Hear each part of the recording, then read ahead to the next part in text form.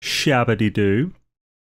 Should be going live any second now. And we're live. How's it going, folks? Welcome to the stream. Today we're going to be doing some game mechanics testing because there's a bunch I want to work out about the hotspots and stuff. And I thought it could be fun to show my process for testing and learn some stuff together. How's it going, folks? We have an exciting time with a potential game update looming. It looks like it's going to be next week because we've got some emojis from Sean, and that's generally a good sign of an update. He has kept us waiting in the past with it being like 2 weeks or even 3 weeks since an emoji, but I think he did that once and he didn't do it after. So I think he learned his mistake on that. I'm just going to whack this on Discord. Doodly-doo. Testing game mechanics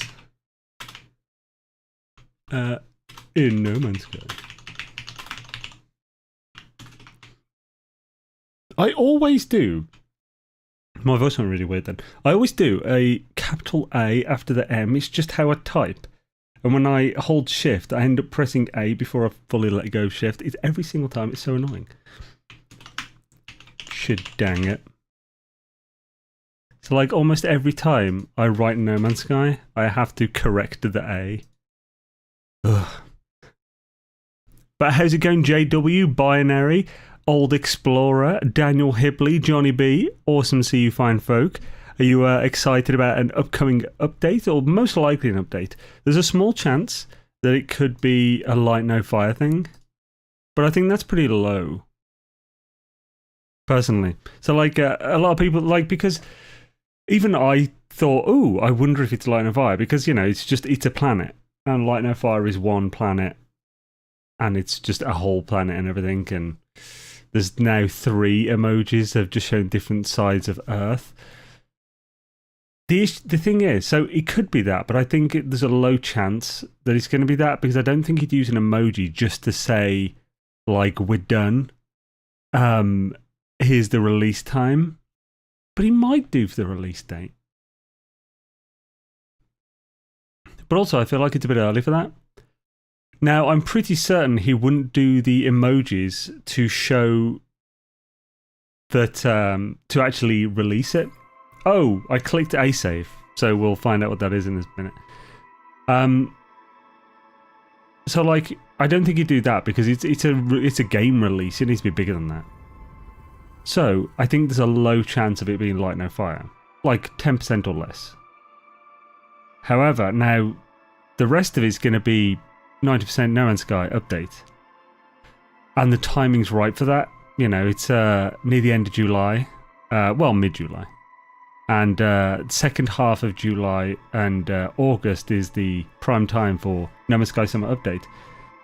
Now, in every previous update, the emoji has been more of a hint towards the name of the actual update and not the update contents.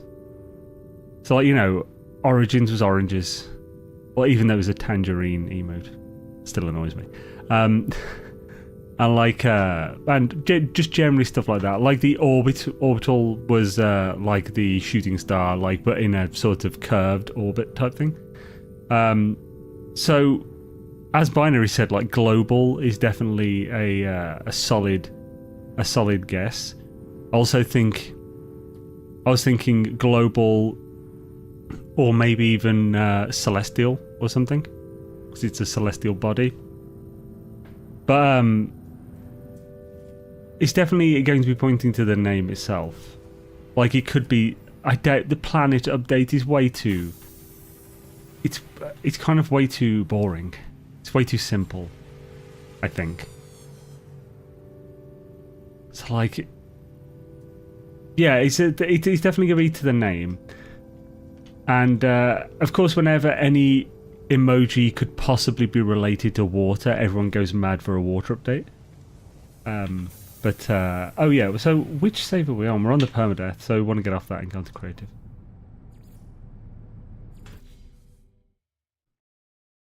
There are also reports of a company restructure in Hello's future. I don't have much on that right now, rather than not speculate deeply. Do you mean how it's been bought out by Microsoft, or Microsoft have been trying to buy it out? Yeah, that's the thing. I don't generally speculate much. Like a few sentences on what the name could be, sure, but other than that, you know. Nothing all. How's it going? Leon Edmonds, good to see you. Top of the day to you all. Should days it. Right, let's find the creative save. So today we're going to be doing some mechanics testing, because one thing is I really want to find out the limits, or reconfirm the limits, because I did all this testing before, but it was like 3 years ago. Or like at least 2.5. And things have changed with things surrounding it. So like the resource gain, diminishing returns. Since I did my original testing, diminishing returns have been affected twice. There were no diminishing returns originally for stacking the miners, like the gas extractors and the mineral extractors. Originally, there was no diminishing returns for that. You could just stack them as much as you want. In fact, originally, a hotspot had the exact same like draw extraction rate, no matter where you placed it. Then they, just before I made Stacy's Device Mega Guide, they updated it so that it's tapered out. So from the center, it tapers out to the edge. And then they added diminishing returns. So like each cell is what I call them, but it's basically each sort of connection, not network, that's the best way to call it. Each network of extractors and silos has its own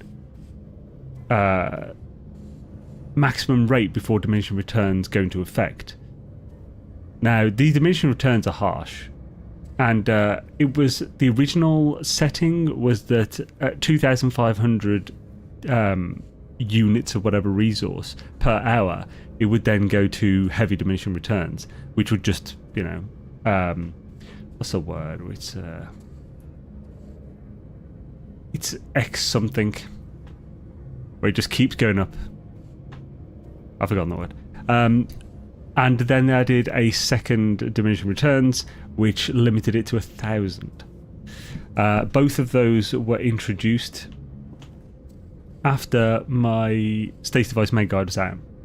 I'm looking to do a quick rework of that, like quite as soon as possible, and this will help in that. This, I can't believe, man. This base I haven't seen in ages.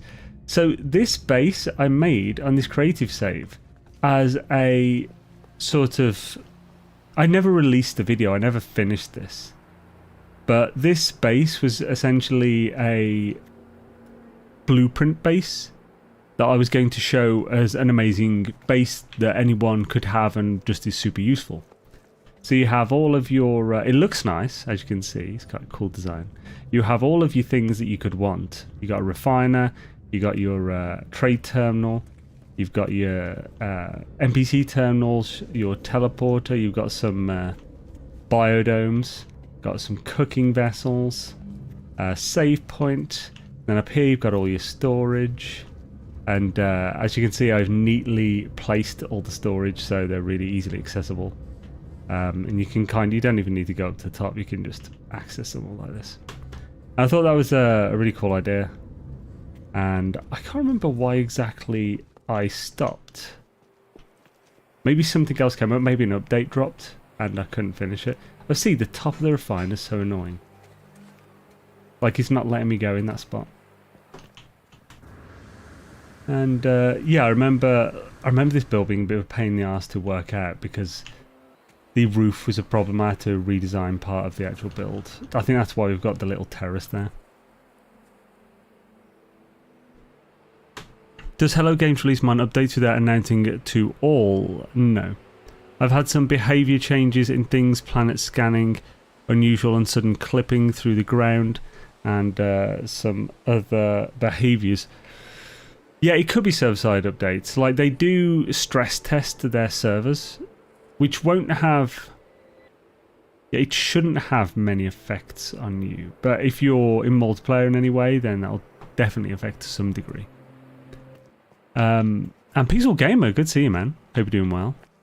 As part of it, yeah, probably best to fan the flames. Oh, I'm continuing the Adrift expedition, mostly just hoarding on this save just because. Hells yeah, Johnny. Yeah, it's man, the Omega, I did it on like 8 saves, and I didn't get the rewards for most of them. So stupid. How is there a hollow door on a regular building? Let's see. On there. Okay, so as you can see, this would have been a design choice. So basically, this is one of those like archway doors, and then I've essentially just I've placed the biodome so it was slightly through the door, and then put a hollow door on. So it's kind of glitch building, but it doesn't actually require any glitching. Like, the game allows for this these days, like the phasing. Though I may have glitched to perform this originally, because I'm not sure if we could phase things when I built this. And like all of these up here would have been glitched as well. Likely wire glitching.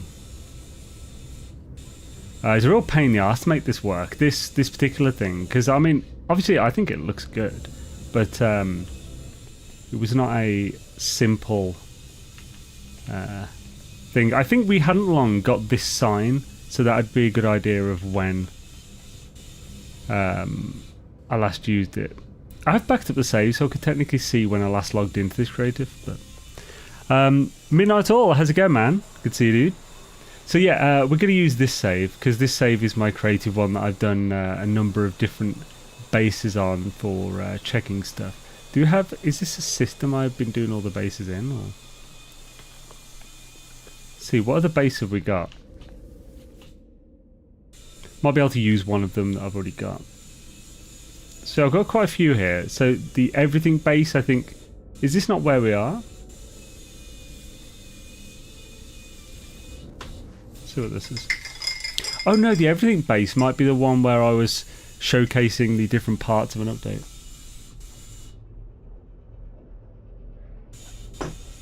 I've got freaking zombified by falling in reverse to come here today. That's today's earworm. It's such a catchy song. Videos are good as well. The videos for Falling in Reverse's music videos are amazing. Yeah, so this is the... Yeah, so this base I made when we first got like all these new parts, so like the new steel, wood and stone parts. And this base was essentially... I made a video showcasing all these parts. And so of course I made a base where I built every part. These were all the new parts in that particular time. So wait, did I have a... Nah, it's just where that is. There's no teleporter there. Might just have to build one here. I was yet to stream today. I was checking 30 minutes ago, but YouTube didn't show me anything. But where are my manners? Greetings, Earthlings. Yo, Peter. Good to see you, man. Yeah, I did start a little later than intended today. Shit easy. So yeah, we don't need this base. But awesome to see you, man. Glad you popped in. So, now I believe even if power is on, I need to connect this to something. So what if I connect this to a battery? Does that work? It does not.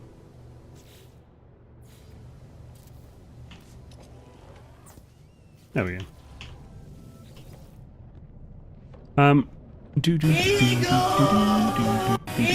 But yeah, hopefully awesome update coming. Hopefully the big update of the year, the summer update next week. That will be awesome.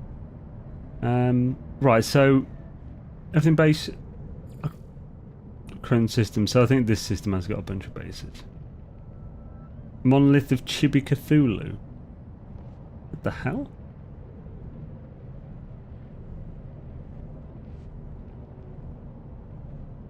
The monolith of... Okay, I need to see what the hell this is. And then we'll get to finding hotspots and stuff. Yes, the Earthlings update is coming. Oh, yes.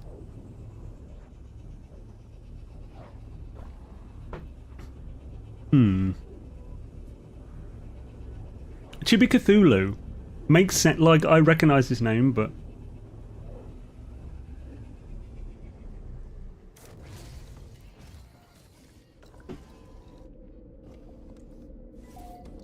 Oh!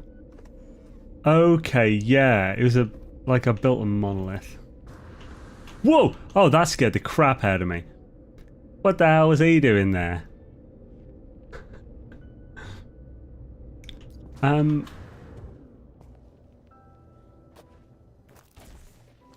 So I think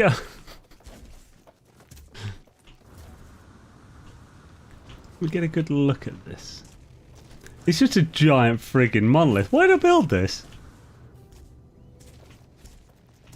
This make no sense.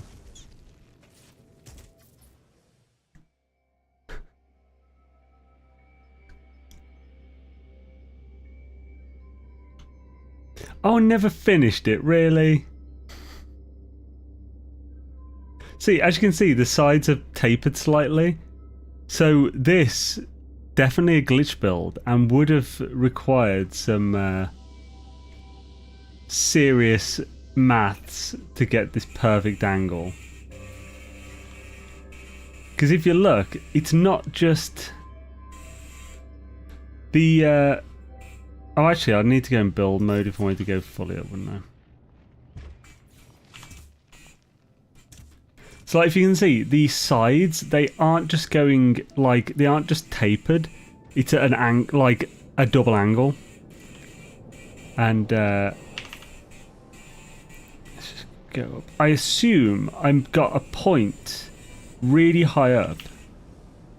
And then did, like, man, I can't even, that sounds really horrendous to work all that out. Okay, here we go. Here are the initial points I would have worked from. But even then, that only gives the corner.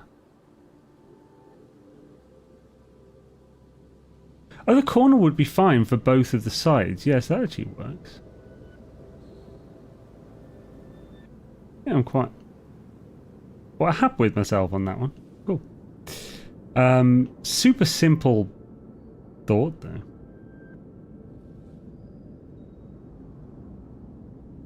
Big ass friggin' monolith. Right. Anyway, this isn't what we want. And we probably don't want to do it on this planet, so let's just whip to another planet. To be honest, the everything base planet sounds fine.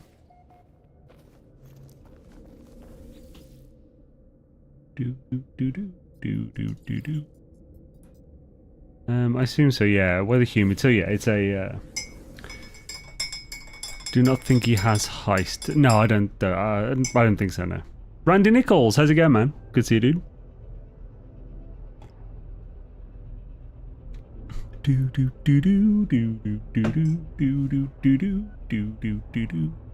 I'm curious, I use Suction Ballista to take down shields and rockets for hull when attacking ships. Anything better I could be using? Right, so I would have probably done the opposite.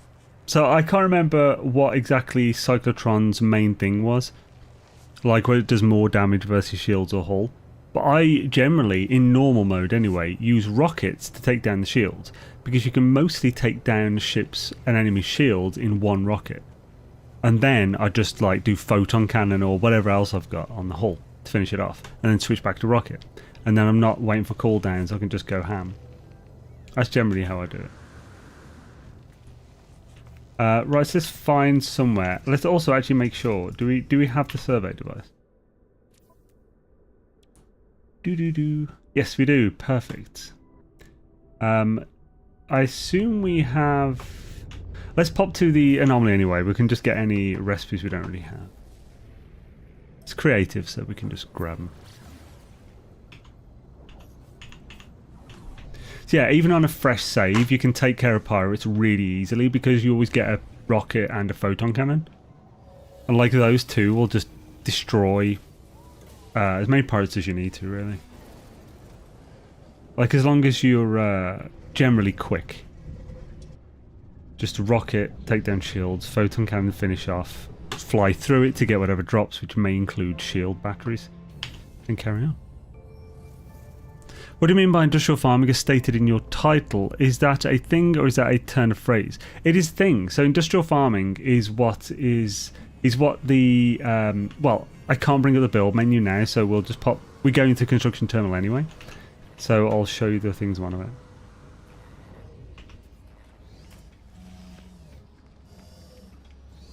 See, positron, infra knife do damage to hull and shields. Okay, so cyclotron is a shield specific one then. It's like phase beams also. Phase beams, amazing in function, awful in use. So like, I'm not a fan of how the phase beam kind of connects and stuff, and it's basically the feel of using it. But its effects are amazing. So phase beam will take down shields pretty quickly and like lifesteal those shields. So it like gives you shields to use. So it's amazing, especially if you're in a bit of a tight spot. So it's good to have the phase beam as a backup to switch to. But it can be annoying in use. So industrial farming. If we... There we go, industrial modules. So, these are what is classified as industrial modules. Specifically, gas extractor, supply depot, mineral extractor, supply pipe. These four are the main industrial farming tools. You also want the survey device in your multi-tool, which is technology for the multi-tool. Essentially, industrial farming is when you find hotspots on planets using the survey device and then use these extractors to extract the resources from them. Industrial farm would also kind of include electromagnetic generator, which also uses hotspots to produce power. Yeah, I have used them, or just didn't realise the name. Yeah. Like, yeah, it is a bit weird. It's not a general use name, but it does refer to specifically what I'm looking into today, so I just used it. Phase beam has the benefit of being point and click line of sight unless it locks. It shoots where you're aiming. I think that's part of the problem for me. I'm so used to leading, and that just feels normal for me in any game. The way I aim, I don't know, the way I aim is weird. I don't so much turn at an exact point and shoot in any game. I'm used to moving my mouse as well as moving my character back, forth, side, or whatever to get the shot. I'm actually not very good at just moving my mouse. I need to use all of it to aim, which is partly why I don't think I've ever been particularly good at like Call of Duty and stuff. I don't know, that's just, yeah. So like, and so yeah, and that includes like leading and stuff. It's almost, I don't know, it's almost like in games where like the arrow doesn't have a drop, I actually have worse accuracy. But if it has a drop, I can perfectly work it out. It's really weird. So anyway, we've got all these. Do we just automatically get new ones because it's a creative save? Kind of looks like it. Yeah, we do. Oh, no, here we go. So we do have to manually get new ones.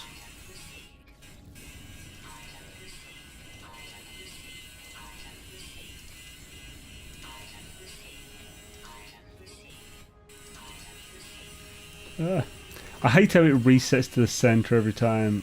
It's so annoying. Makes my mouse go all over the place. Also, this flashing probably isn't good for our eyes, is it? So this is all the new space station decorative items. So it looks like that's all I needed. Cool. Let's check all these just to be sure. I've heard that about the Vulture, but I haven't tested it. My bespoke for from scrapping parts. Handles pretty poorly. Off topic, but did you know the vulture you get from the drift is better maneuverability stats than the ones you build? That doesn't surprise me. That's interesting. Because it's kind of... I think of like those ships as being... They're similar to like a cursed weapon in Fallout 76. Like where it has an extra stat or so. Like an effect. But when you're building it in the thing, it's just a hauler. Just a normal hauler. They did say it was a high cargo haul or whatever. So I haven't actually looked. But as we're doing this kind of thing today, I could quickly check to see if it has a greater potential for growth, like high capacity in cargo or something. Why do I have 1 million nanite clusters? Oh yeah, that's why. Because yeah, when I made this creative save, I just gave it a bunch of stuff. I originally gave it like 1 million. Yeah, I gave it 1 million Quicksilver, but then they introduced the thing where like buying anything on one save influences the others, so then I just haven't used it. Because I don't want to, you know, get everything for free on my normal saves.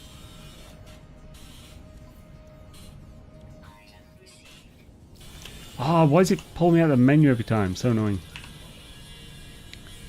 Okay, that was it.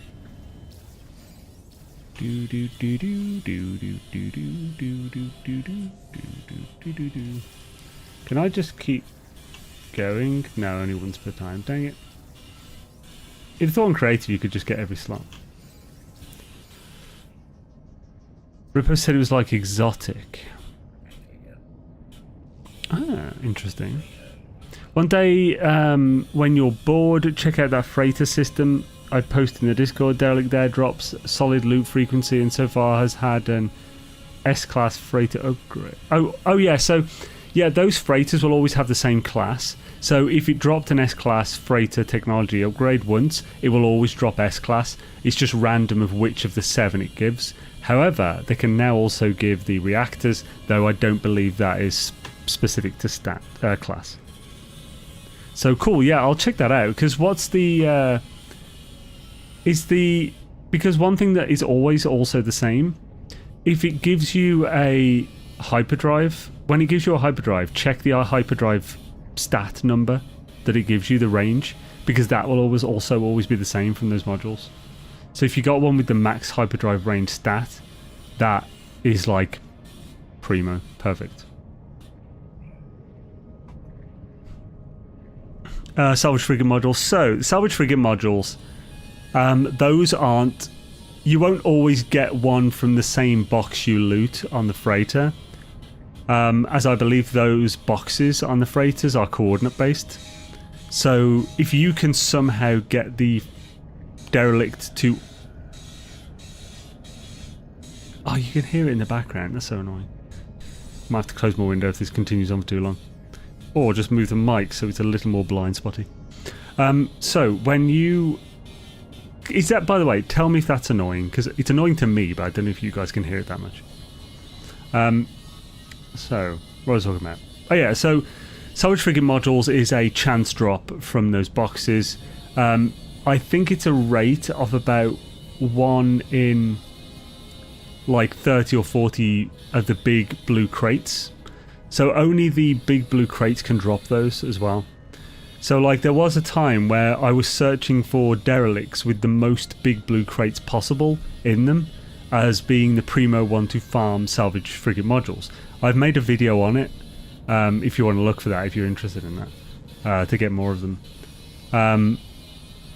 And it's a really quick one with a lot of like 50 something big blue crates. And it was the best one me and a bunch of other people found. Yeah, only once did the derelict not have a module. At times is solid 1 to 3. Nice. PSB, what up? Ronald Piper, yo yo. Delta 1, awesome see you, dude.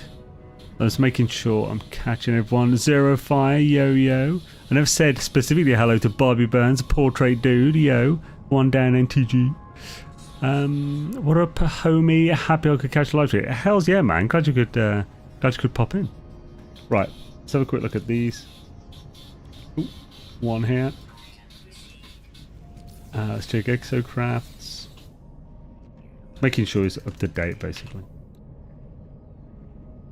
There doesn't appear to be any new ones here. Nope. And lastly, Spoople. That's why they call it Spoople, baby.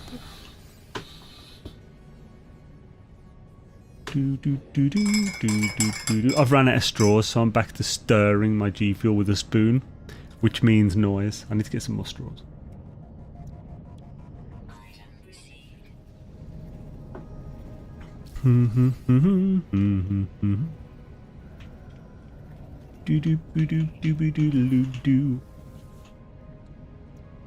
Right, and we have all of these. Good, good. So yeah, right. So we're going to look for a hotspot. We have to look for the hotspot. I'm not sure where I'm going. Is that kind of Dutchy?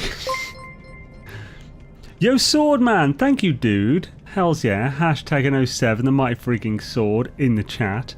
And Diana, good to see you. Thank you, Sword Man. Very much appreciated, dude. Hope you're having a swish one. Are you looking forward to the potential update we're getting next week? Let's see. Okay, I only want to get available ones.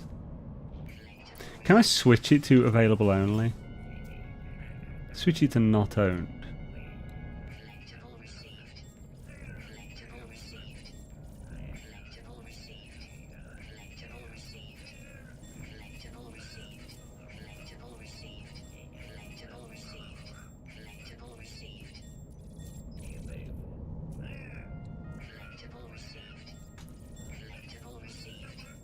Holy crap.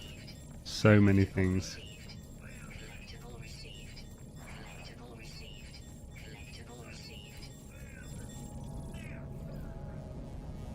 Oh, didn't know these? Probably from an event. So why is it showing up here if I already know it? Ah, it's annoying. Ice quickie check, expedition rewards. Decal banner. Oh yeah, so we could just get this and see if I can upgrade it, because I've got endless cash on this. So yeah, we'll get the vulture.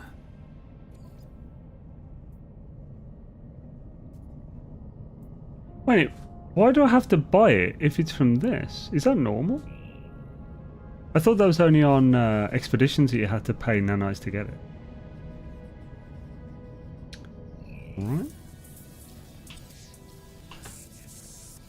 Sort of loved your last stream. I hope you can get back to it soon. I hope all is well. Intern used to be my Sunday cartoons every day. Hells yeah, man. I always look forward to NMS updates. Hells yeah, man. Holy midnight old dude. Thank you, man. Holy crap, man. Oh, that's cool. It's looking for recipients in the actual alert menu. So, welcome to Old Explorer, Diana, Bobby Burns, QT, and the Cutie and the Climb Vault, and Chris Gee. Hells yeah. Thank you, Minotaur, man. That's really kind of you, dude. Thank you for the 5 freaking gifted memberships. Hells to the yeah. Thank you, man. Very kind of you. Large bladed weapons.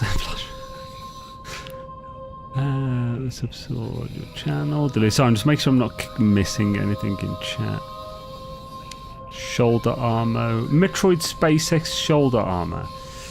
Is that just the original shoulder armor? I do like the armor. It's really good. I've got it on most of my characters. An unsponsored energy drink. Oh yeah, unsponsored, yeah. Like this generic energy drink. Hells yeah. But thank you, Sword and Minotaur. I really appreciate it, guys. Thank you very much. Chats need to be green. Hells yeah. That's how the rich stay rich, with 1 million nanites scuffing at being charged 400 for a night. This is a creative mode, it's not even using the nanites up. Right, let's quickly... iron panels, ship of the damned, ship of the damned. Ooh, as long as I know how to live, I know how to live.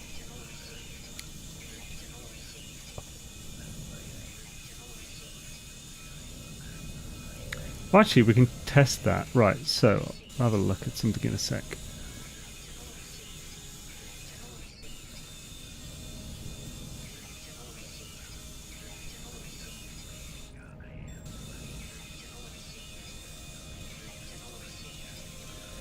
Good lord, so many things.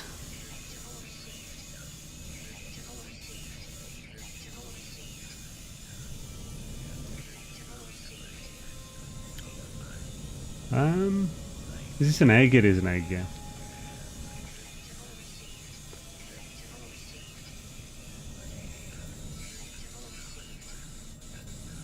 Good lord. Okay, right, so we're going to check the Atlas Scepter. So, supercharge slot there and there. So, 5 and 3.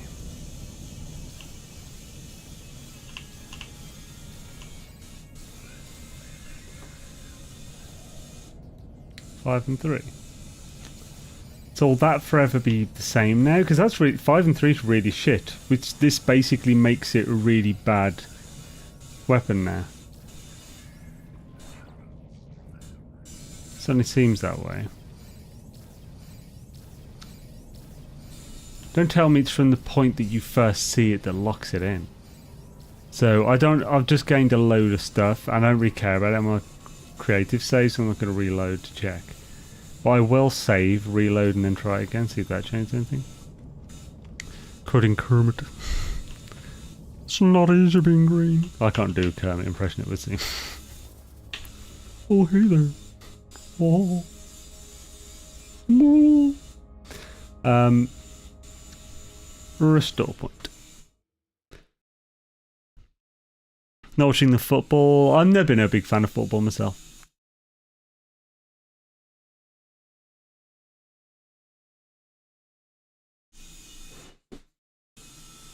Locked in once claimed. I expect the colour is heavily influenced maybe by like the hues of the system, so I don't really know for sure.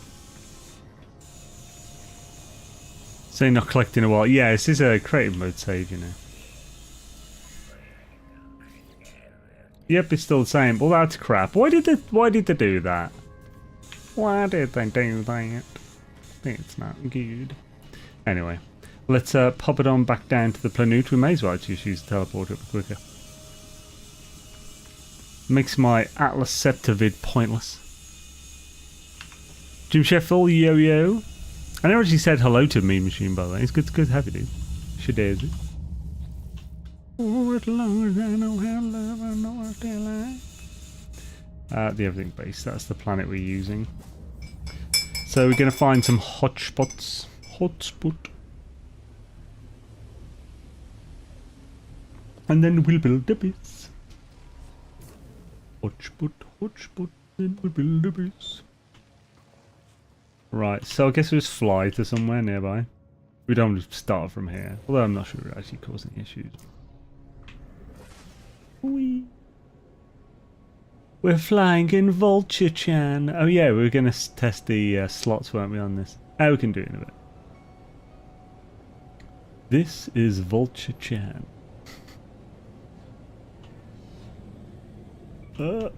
Crash Vulture-chan. So they need new mods. They all taken the night off. Right, so let's have a look, see. So with this, I don't think we need anything in particular. B class. I mean the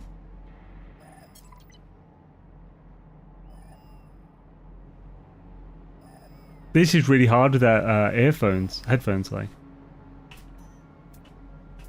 Let's go to this first. So it's this way. Whoa, what the frick was that? What the frickery chicken, bruh? The frickery chicken.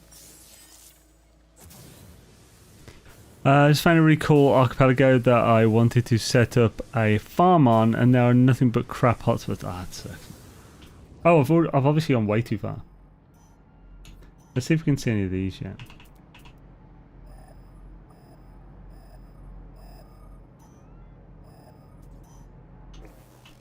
That away, man. So the better the hotspot, the easier the testing is going to be, because the bigger the numbers. So the more accurate the data. So like if you're like doing testing with a weapon that does 2 damage, you've got no chance. It's like, how do you even measure differences in that? It's like, oh, it's now half the damage. So what about what about all those other moments? Did they do like 5% each? Who knows? We got no way of knowing. However, if you got like a weapon that does 600 damage, then you can measure to an accuracy of a 600th of the potential. Basically what I meant. A C class. Ew.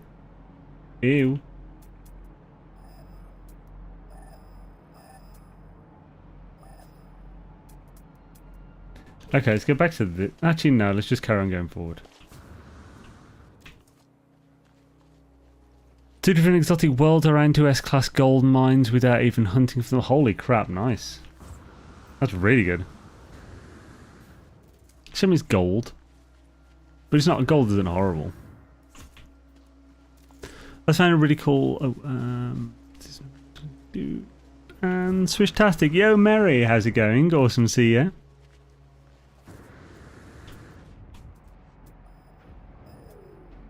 S-class deep mining. Frick yeah. That's where we're going now. Let's do this. I'm gonna get through this. I'm gonna get I didn't. I'm gonna make it. Gonna make What have I got? A bit of Daniel Bedingfield in the head. Doom, doom, doom, doom. Beam, beam, beam. Beam, beam. Oh, do, do, do, do, do.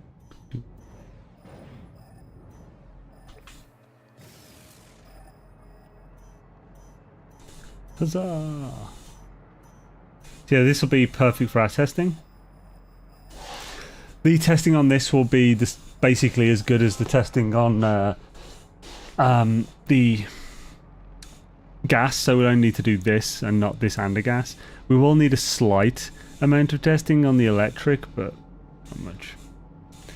So, as we'll see there, to find the centre of the hotspot, you need to stay in this even once you've found it. To find the true centre, move around and see the density underfoot.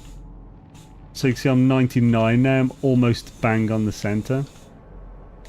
However, what we need is a flat surface that we can use. So let's mining beam these out of the way, clear the area a bit.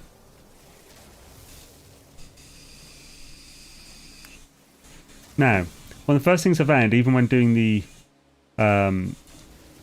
Stacy Mag Guide, was that hotspots are a cylindrical shape, you could say. So their tapering out of power is a 2D tapering. It does not include like vertical, and that's largely for ease of coding for them, because of how the planet topography works. A lot of things are based on just the 2D coordinates. So if they had it based on the vertical as well, then there'd be a whole lot more need to worry about for where the base of that hotspot is. They would have to align it with the ground, which would be a hell of a lot more trouble. So instead, it's just a cylinder that basically goes out from as far as you can dig down, probably to the centre of the planet, and then just out into space. So you just have to get it within the centre of that cylinder that's going up, which allows you to place extractors bang on top of each other and get the full amount without even having to phase them. But of course you can also phase them. So let's get a base down here.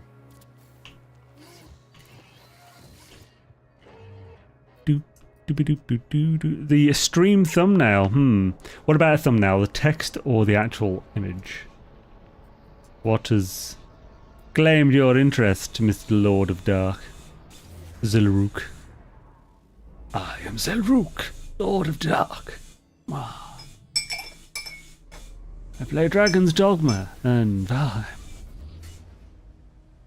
And Final Fantasy. And probably some other games, including the NMS game. So my impression of Dark Lord is nothing like him. For one, he's American.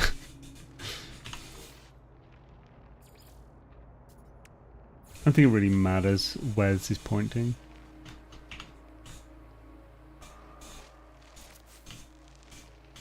Let's just build a platform to work on. I might alter this so the platform is bang centered or something, but for the moment, let's find out exactly where it is. So we'll switch back to this, and we'll now once again find the center.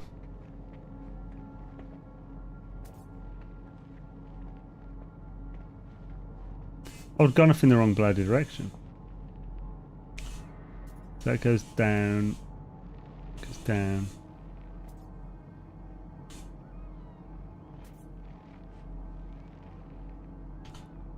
Finding the like perfect center of this is tricky.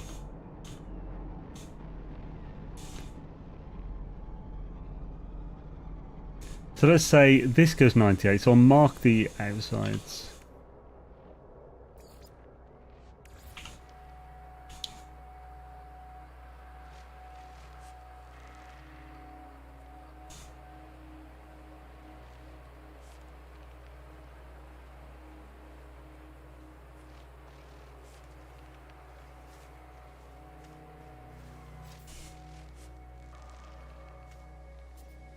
Is that too close? Dang it. Is this going through me, I imagine?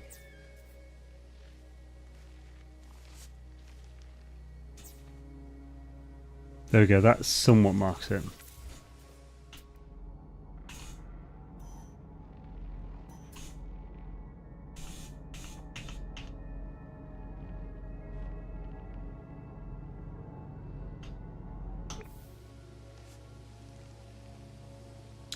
Oh wow.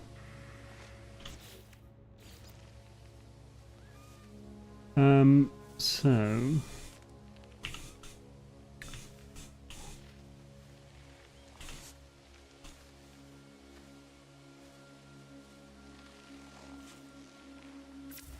oh, you son of a bitch.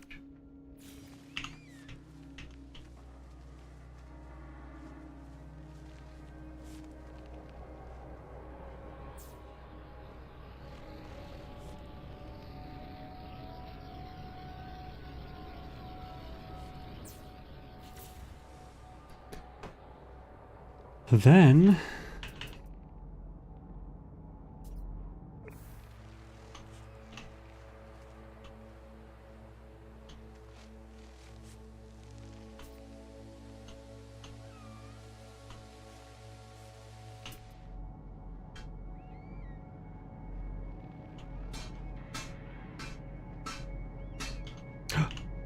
damn it.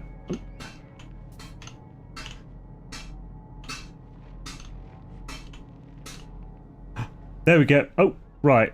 It's about as perfect as I can get it where I'm standing. So that is almost... that is actually perfectly bang on between those marks I've done. Awesome. Okay, right. Don't tell me what. Hello people. Yo Josh, how's it going, man? S-Class with B stats 2. Wait, what? It's still showing the old thumbnail? What? Let's have a look.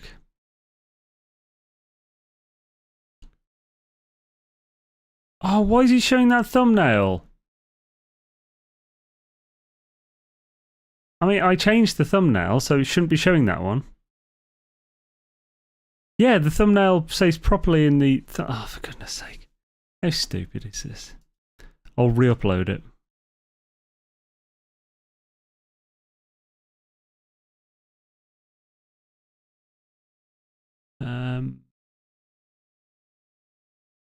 Just going to quickly check the actual watch page. Pause. So what's YouTube showing? Show me the stats. Why you not show me stats? Normally shows me the thumbnail of anything I'm watching. Okay, view channel. Yeah, it's showing the right one now anyway. Cheers for mentioning it, Dark Lord. What's the name on the game? Is the mistake for No Man's Sky? What do you mean, what's the name on the game? Was in what? It says No Man's Sky. I'm confused. Is this one of your... Takes me half an hour to get the simple point you're trying to make things, Douglas? What are you on about? I will quickly mention... doodly-doo. Someone else missing a Y. Oh, yeah. And it has for 2 weeks now. Oh, that's annoying. Ah, well, it is what it is. It's kind of pointless me to change that now. Or is it? It's going to annoy me if I don't do it. Alright, I'll quickly do it. I'm opening Photoshop. I'll put it on the screen so you can see.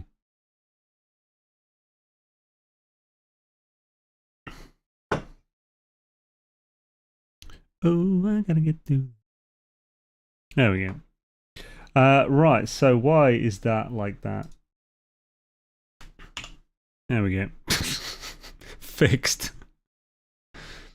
So yeah, this is basically my my thumbnail template for live streams. So that is just one text. This is another text. Obviously have live and stuff here. When I do this, I write whatever in the 3 lines. I'll then bring them close together. Well, first, you know, I'll actually save this before I make any changes.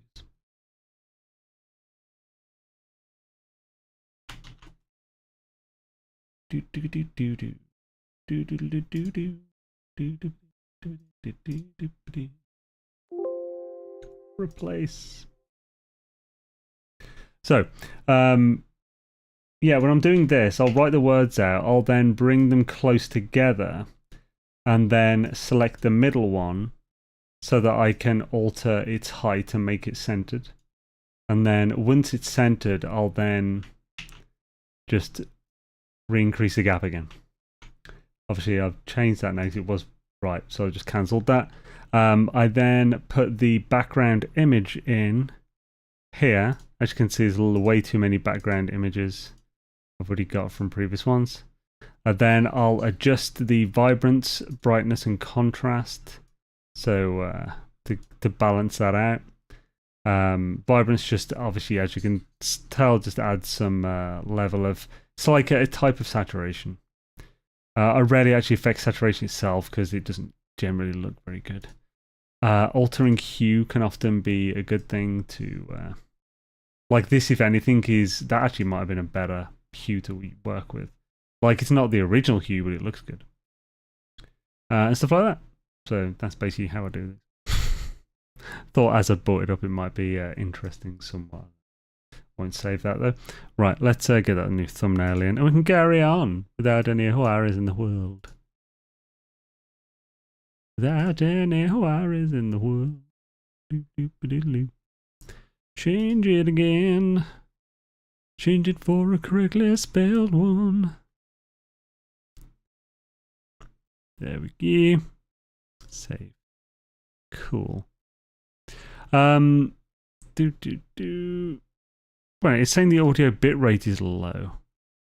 No, it's not. It's fine. I don't know what's going on. Maybe it's because I bought a Photoshop and I had a still image for a bit. Walter, how's it going, man? Good to see you, dude. Right, sweet. And now I've shown you my thumbnail template. Well, one of them. I have one for every different game and type. So, like, I have one for live streams, I have one for guides and news. I used to have guides and a news one, but now I just use guides and news for the same one.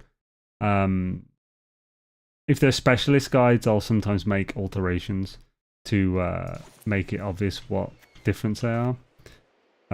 Let's mark this.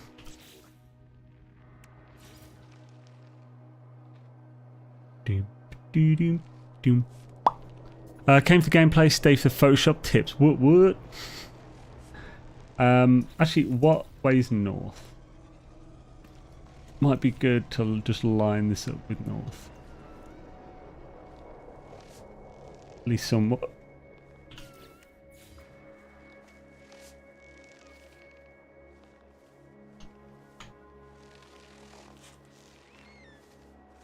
If you get close enough, the thingy won't bother you.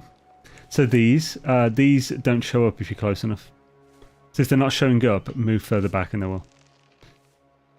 So that should be the perfect center, pretty much.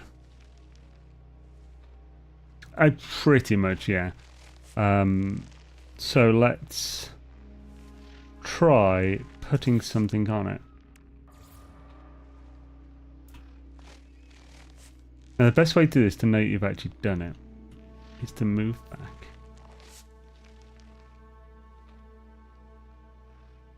There we go. So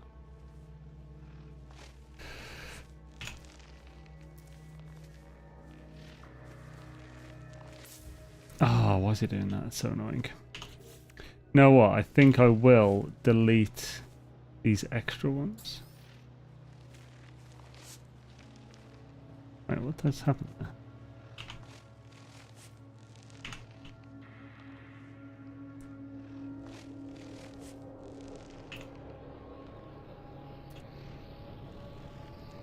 Why won't it let me delete?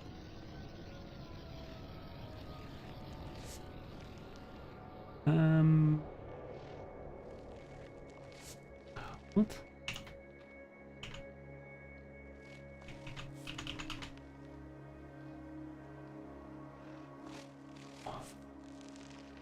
So I'm having trouble here. It's not letting me go onto the... There we go. Oh, is it because I was moving it? Okay. I wasn't pressing X, I was pressing left click. Silly. Right, so I can now go back to doing this. Now, because I want to make sure I get it on that spot, it's best if I do this from this angle, because then I can aim above it, still be connected via the wire, but the mineral extractor will be way off if I accidentally build it with that. So that is what I don't want. Things, if I do that, it takes me out of the bloody thing.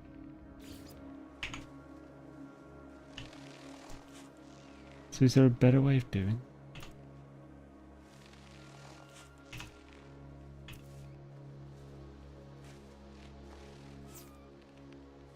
Let's place it again.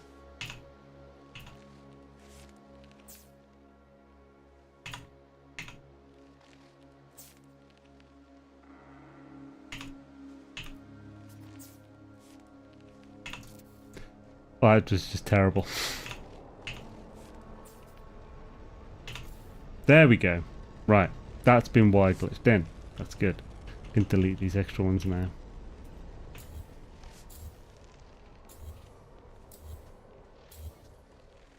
Now, I might need to power this.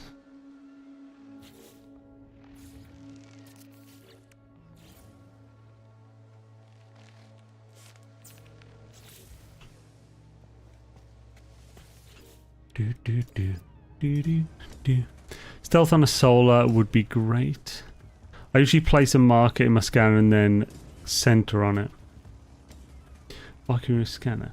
That would be good, but it's still, you can't really do it exactly at your feet, can you? And think, anyway. Oh, we can delete this one. Oh. So, as you can see, this is the exact... It says 99%, but it's almost impossible to get it fully. But as you can see here, this is a 625 per hour. So this is probably being round up. So it's probably 624 point something. So 0.5 something. So it's close, but basically max. So this is easily good enough for anyone's farm. You definitely want this placement. Even close to it would be great. But for our testing, we do want as perfect as possible. Now, one thing, I think it might be best if I make a macro for the wire glitch, because that's the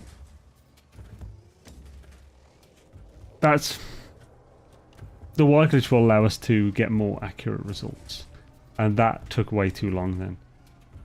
Now, I haven't done a wire glitch in ages with a macro. I wonder if it still works. I'll bring up Razor. Now, if I have to do anything, I'll show you the Razor, like what I'm doing in it. So, in case you're interested.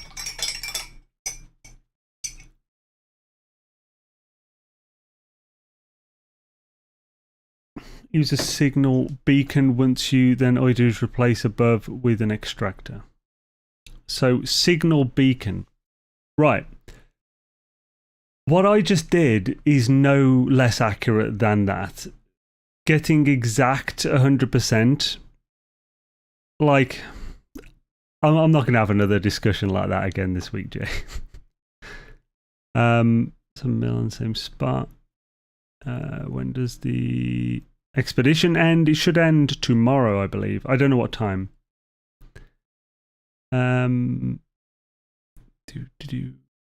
Right, has Synapse opened yet? Wasn't Synapse open? What the hell? Or is it open to minimize? Yes, it has. Like a jackass. Launch Synapse. That's why I opened you. Okay, right. Log in. Why does he keep asking for my password? It's so annoying.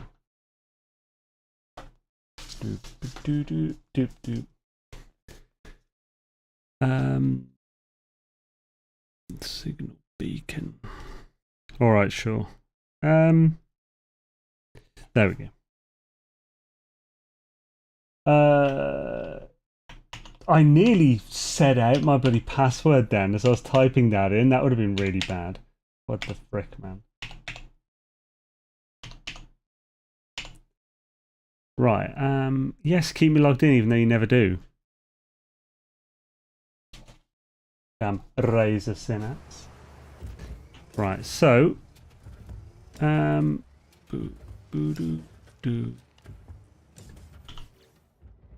yeah, so what, has he signed me in then?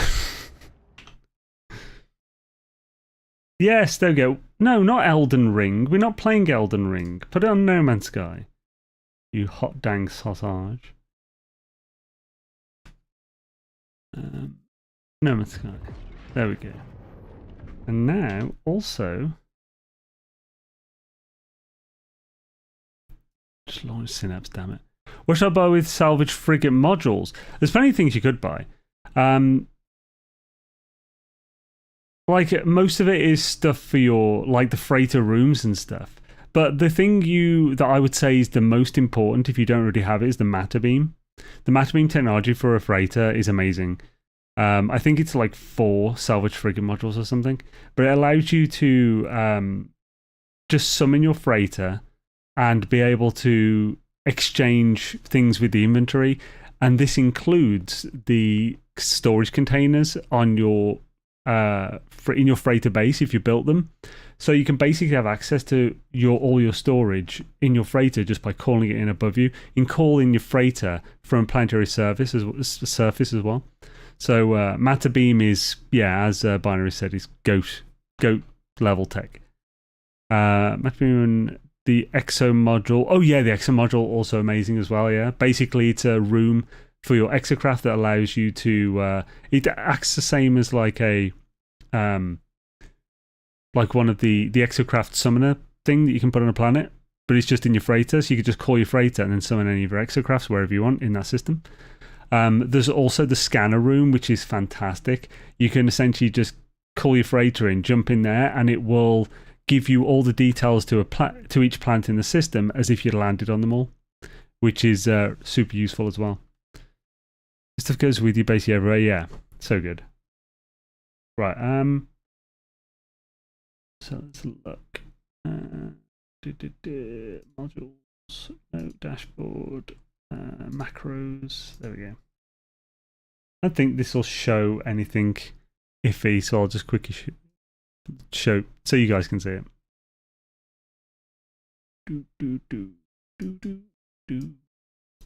So this was a convert to PNG one. I haven't used this in ages. Basically, this is a macro I came up with, quite long, This essentially, it works with paint.net, and if I just load in like 200.dds icon files from the game files for No Man's Sky into paint.net, this will go through each one and save them as PNG. It takes a few seconds per one. So it just made my life a lot easier. It was just a script for like saving to PNG. So adjacency right. Repeat left click, repeat movement scale menu. Wire glitch. So will this still work? I'm gonna assume so. Let's just see what it does first. So what? Let's bind this to the mouse. I think my side panel is now working. Oh, it's already connected to one. Okay, let's try it then.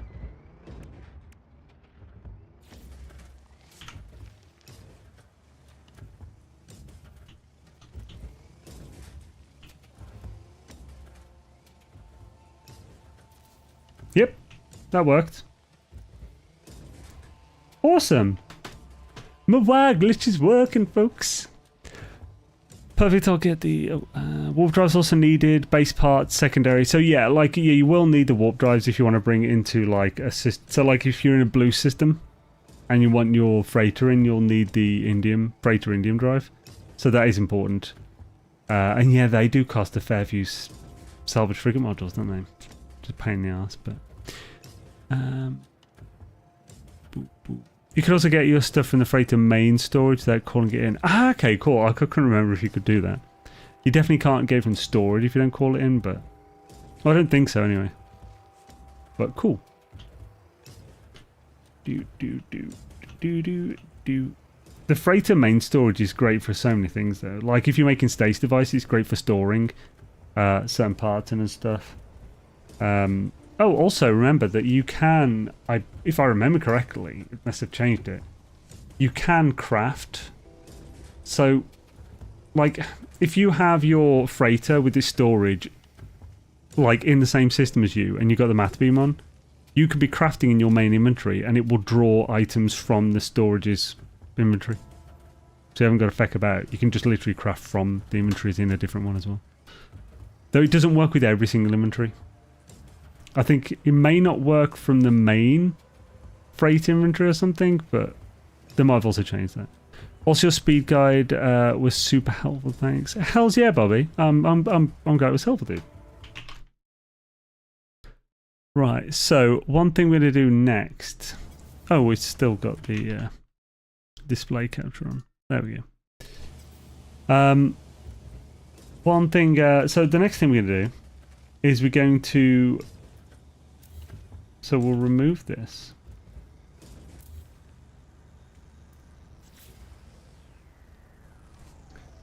Now, I was going to see, is it going to drive me mad if I don't get, if this isn't absolutely perfect?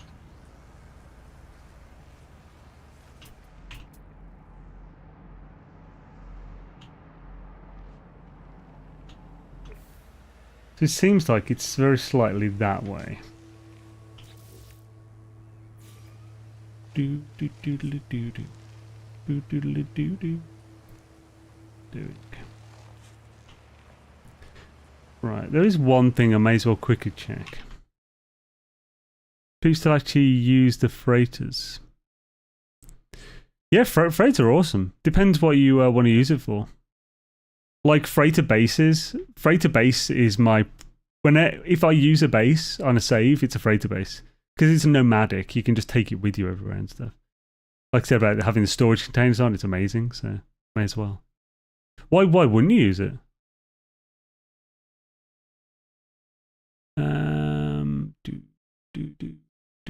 So, I'm just wondering, because Jay said signal beacon. I think he said signal. Signal beacon, yeah. So I'm not sure if you mean signal booster or say beacon. But I'm going to quickly check. Can you place them through you? Can you phase it through? No. No, okay. So to make sure. So if you could, then it would be superior to the wire. Because previously, I've always used the wire to find the center, because then I can wire glitch something onto the wire, so it's like perfect to have it to mark with.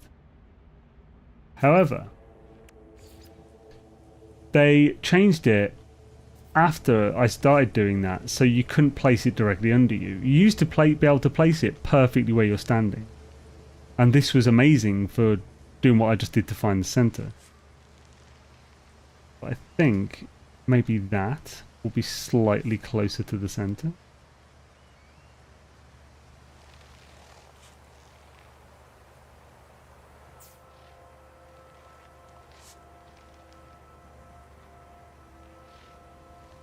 So I'll have to delete the first one.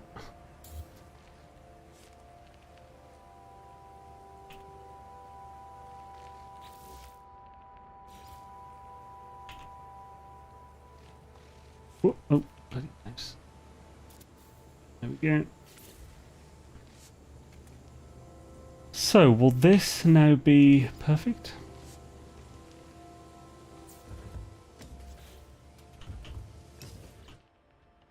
Ah, it still says 99. It's still giving me the max, but I'm not sure I can be asked to keep going back and forth slightly. That's good enough. Well, this points roughly north, which is what I kind of wanted. Oh, so let's get rid of that, and we're going to build some floors. So, which floors are going to be the best for this? Basically, the first thing I want to do is measure the size of these floors. I know it's kind of already been done before. But there we go.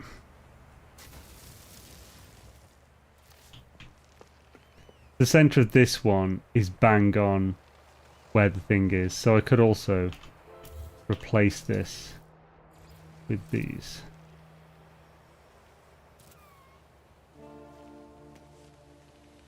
Wasn't that connecting?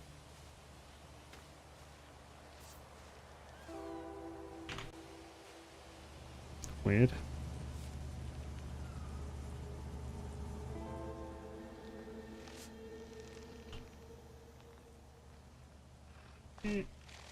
There we go. And we'll shoot off in this direction. I hope we've got enough distance to cover for this. Because the further we go, the more accurate we'll get of a result.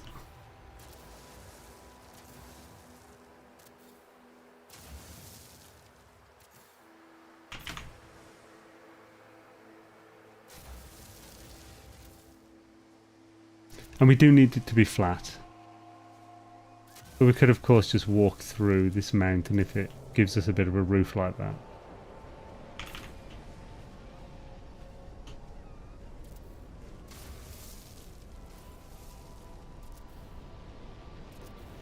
We'll basically go as far as it'll last.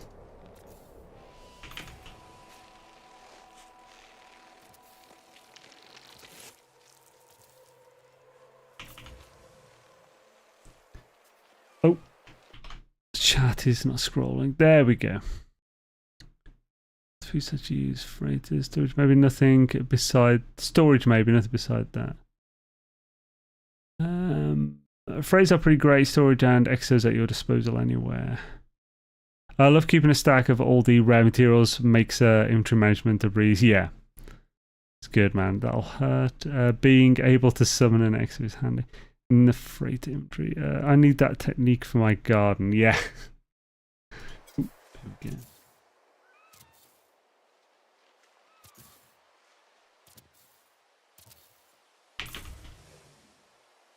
Do.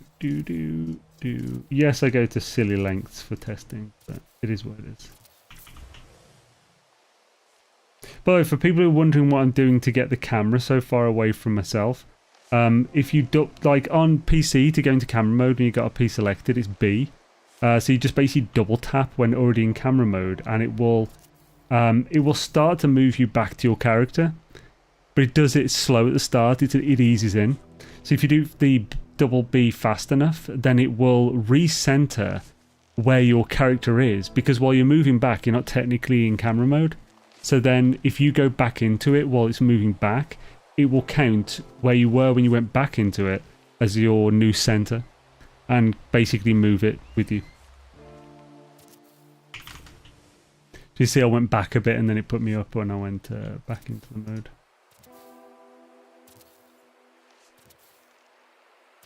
I can't remember who figured this out, but it's a good trick. Of course, the further you get away from your character, the more chance that the terrain will deload under it. So, and if your character starts falling because it's the terrain underneath it has fell, then that's not good. Also, even though I'm certainly more than 300 U away, probably. Yeah, I'm a few thousand U away from my base at the moment. I should not be able to build this far outside of the base, but whether a piece of building is connected to a base or not is based on where your character is standing, not where the camera is. So it's another important piece of info. So this is all technically classed as the same base. There we go, that's right to the edge of the world. Right, so let's move back. So you see, half of this stuff had unloaded, but fortunately not everything. Whoa, even these 4 pieces have... There we go. So what I now want to do is add a beacon here that I can use to get a U reading from. I mean, actually putting the base computer there would be good, but I don't think I can wire glitch that on. Can I? Let's give it a go. Where is it? Wow.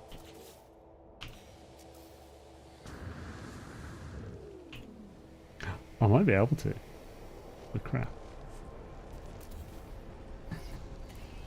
Nice, you can wire glitch the main base module. Awesome.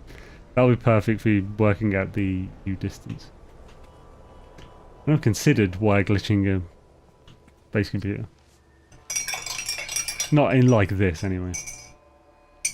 That's why people suffer render lag. 1000 U gets nasty after that. Can be a major brain melt. Oh yeah.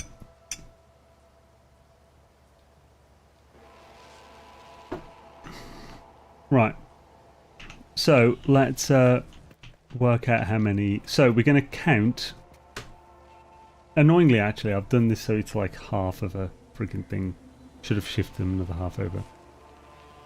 So 1, 2, 3. Oh no, I've got to count to 4, 5. Oh, 6. I think that's 6. Damn it. Okay, start again and just keep going this time. Gonna count every panel. What kind of, well, what type of planet is this? I want one. Oh, so yeah, this is like a fungal lush. So it's a lush planet, but with glowing fungal flora. They're not super common, but like we found loads in the UAS and stuff. One of the ones, and one of our Halloween builds was in a system which had one of these planets on. If you like Google the Zane's World Halloween Hootenanny, it might come up with the page that has the address for the thing on. How far are you? Panelist 5U, isn't it? I can't remember exactly, so but I want to know exactly, so I'm just going to do my own little test here and then I'll know for sure. So 1, 2, 3, 4, 5, 6, 7, 8, 9, 10, 11, 12, 15, 16, 17, 18, 19, 20, 22, 23, 24, 25, 26, 27, 28, 29, 30, 31, 32, 33, 34, 35, 36, 37, 38, 39, 40, 41, 42, 43, 44, 45, 46, 47, 48, 49, 50, 51, 52, 53, 54, 55, 56, 57, 58, 59, 60, 61, 62, 63, 64, 65, 66, 67, 68, 69, 70, 71, 72, 73, 74, 76, 77, 78, 79, 80, 81, 82, 83, 84, 85, 86, 87, 88, 89, 90, 91, 92, 93, 94, 95, 96, 97, 98, 99, 100. Are you kidding me? Exactly 100. That's ridiculous. How could I possibly have done exactly 100 panels? That, First of all, let's change this for small panels. Then I can more easily stand in the center and register the U distance.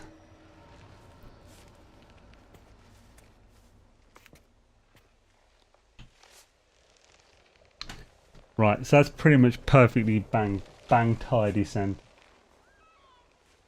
That same chance that you would have done 102 or 96. Yeah, the same chance of any individual one, but not the chance. It's not like, yeah. Maybe you're just that good. What? And it's just weird that it was an exact, like, round number like that. It's so strange. I didn't count it in the beginning. Right, so 100 panels.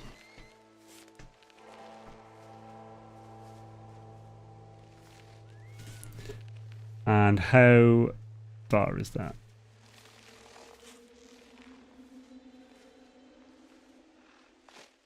It's still showing me that. Oh, there we go. Oh, was that a different base? That's why it looked further. So it's not that far. It's 537 U. So 537 U. That's an odd number for exactly 100. So it's 5.37 U per panel. That's really weird. Save point down, see what it says while it is on the other end of the panel. But yeah, but my point is that if I only have one panel, then that might say 5U because it's rounding down. But 5.37 is a far more accurate number, which is why I did 100 panels. So I could get more accurate. That's essentially why.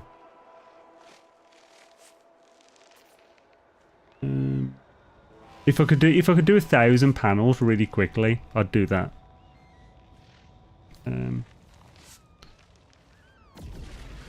See, oh, ain't it?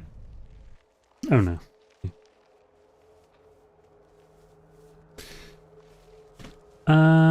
Is that accounting for the blend? What do you mean blend? What blend? No, because you're standing in the center of the panels. You only got 99 between you. No, right. So I counted 100 full panels. That beacon is at the center of one of these. So there are 99 full panels between two of these quartered panels. Yeah, so could you explain what you mean by the panels blending?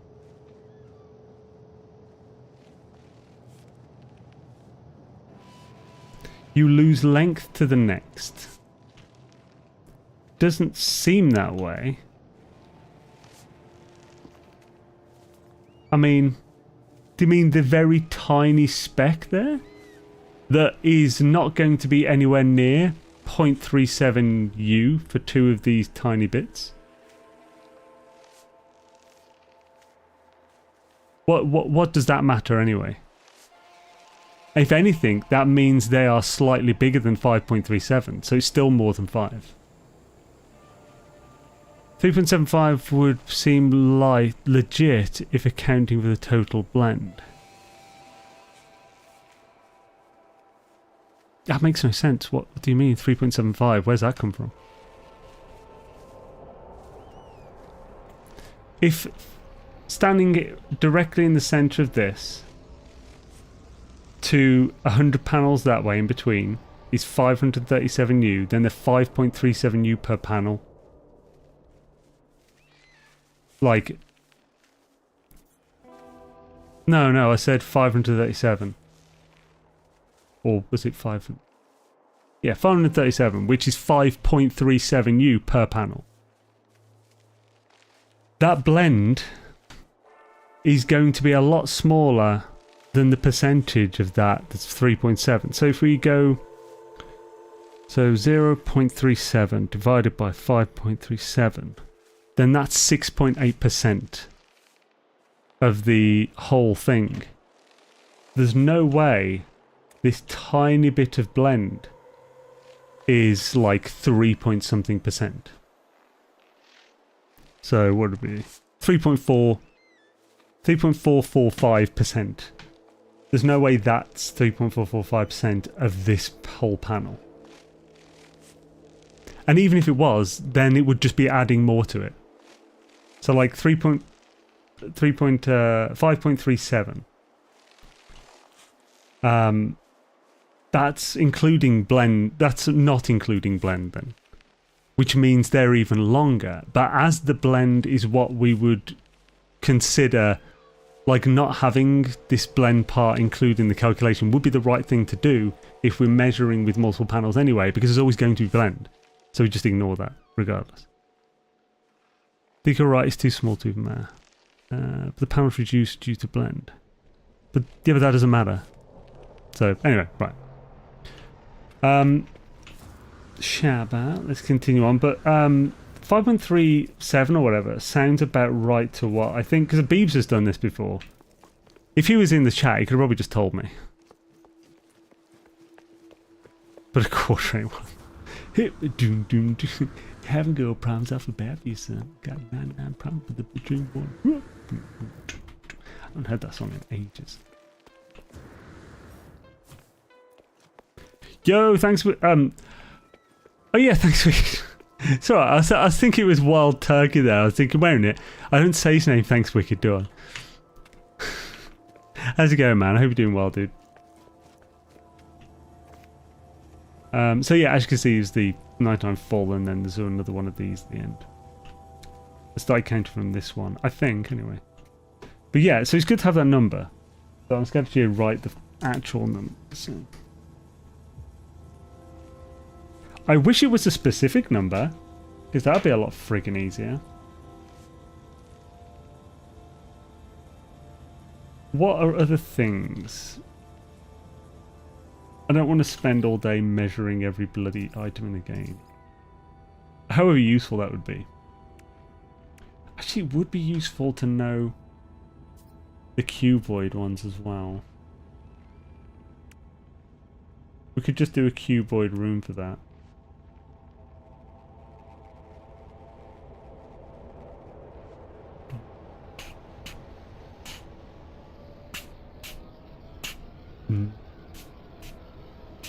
So, if I... Because these might even be like 5, if you count everything.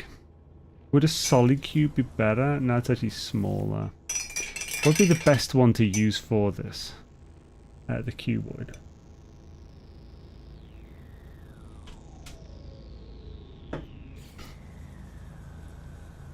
Let's have a look at these first, connected to each other, to see what differences there are.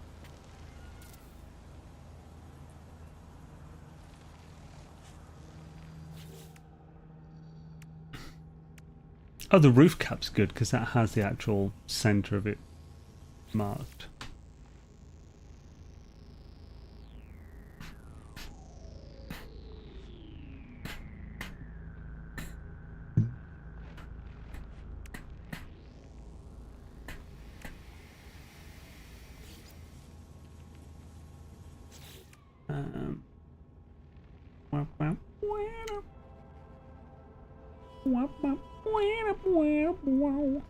Right, first let's move this. So then we'll put a cuboid summit wire glitched in.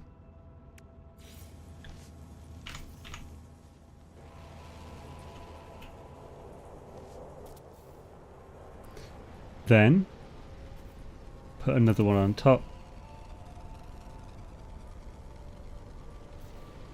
Oh. Then we'll... Can I wire glitch back to this?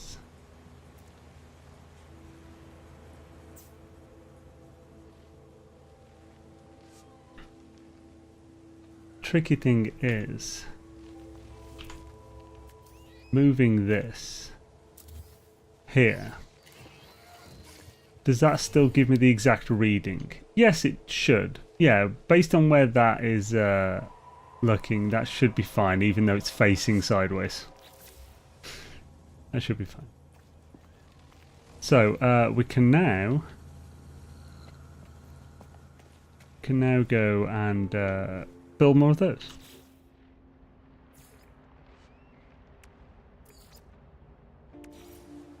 I think cuboids have a 3. Oh, what's that? 3 to 4 match to floors, or vice versa. Someone has a video of how perfectly fill a cuboid room with floors. Okay. But for the moment, I just want to know the exact U, and I can do that just by doing this, and that'll be good. I may as well count this time.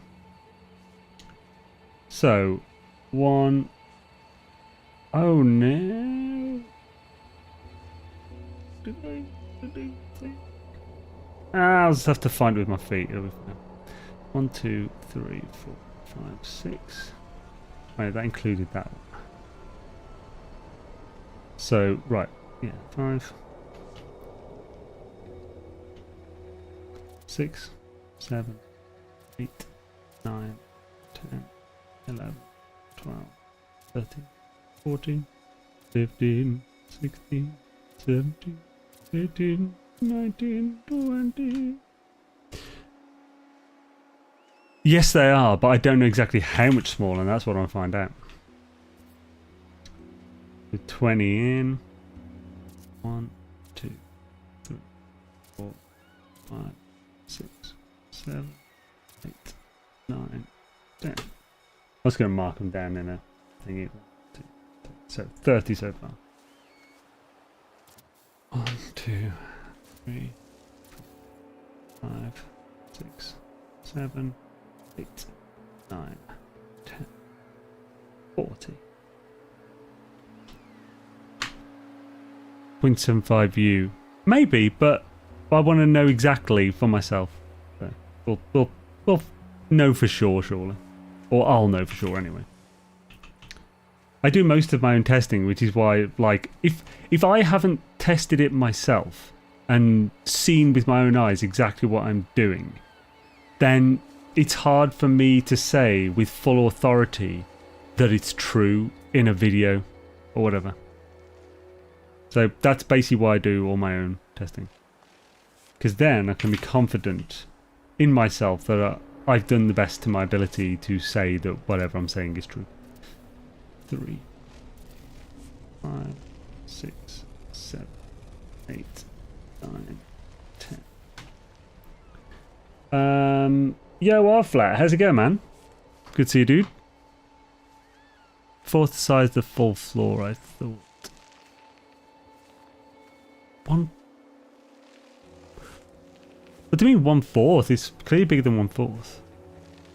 Do you miss the power we had a few years ago where space combat was trivial? Oh, do you mean before things could break and everything? I don't so much miss it, because then it was just like an annoying thing. Any tips for making a low orbit base, like what planet to do it on and stuff? So, one of the main things to say about a low orbit is that you can go too high. That height is somewhere around 1,200 U from the planet's surface. I believe that might be 1,200 U from water level. I can't remember exactly. But if you get to a certain height, and I've made this mistake, on my normal mode save, there is a base that I can teleport to, that has no parts, not even a base computer, visible or accessible, and as soon as I teleport to it, I start falling from the sky. Fortunately, I made my actual base lower below it, so I'll just fall onto that base. Still fun. And my ship will just be like floating like 1,400 U up almost into space. So yeah, if you go too high, when you load the area again, the items won't load. So your base itself won't be visible. It will still exist, but you'll never be able to do anything about it. You could use a save editor to delete it though, however. But yeah, it's a pain in the ass.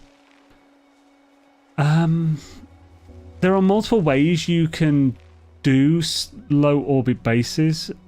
One of the ways like I found back in the day was that like I used wire glitching, or so was it wire glitching? Or was this pre-wire glitching? Oh, I can't remember. But basically, you could place... Actually, you might even not need any glitching to do this anymore. Basically, you placed... It was where you placed portable refiners at max distance from you floating in the air. You did them facing up, and the first one you would do from a bit away and just aim it as best as you can. And then you would essentially use your jetpack and jetpack up on these floating refiners as... stepping stones. That was one of my methods for making low orbit bases, to get the original base computer high up. Now it's less of a thing because you can move the base computer nowadays, so that makes it a lot easier. I was never a fan of having the icon for the base below it on the ground, because when people went to come to it, like you couldn't see it, you just went to the ground, there's nothing there. Because you don't think to look up and it's a bit awkward to do it. Plus, even though you can expand the base upwards more than 300 U or whatever, it was still a pain in the arse to build that way, because you'd have to save and reload below and then get up and everything. I'm not sure exactly what the current like methods are, because I haven't built one in some time. I have loads of low orbit bases, but they were all built probably before the last two big updates that actually changed things on building. So unfortunately I can't give that. The biggest tip though would be don't go too high. Don't fly too close to the sun. Otherwise your base will disappear. And you won't be able to do anything about it. And it'll technically take up some of the limited amount of base parts you can build on that save. Permanently, so. Depending on how high up it is, your health and shields may zap to 0.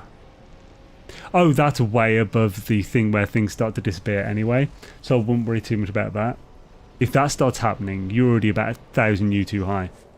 I believe this height as well is different depending on the planet size, but I can't be sure.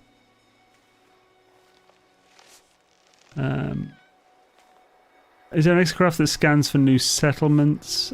No, I don't believe so. You'd have to get the map from the space station for settlements. It's just 5 navigation data instead of the 1 of normal.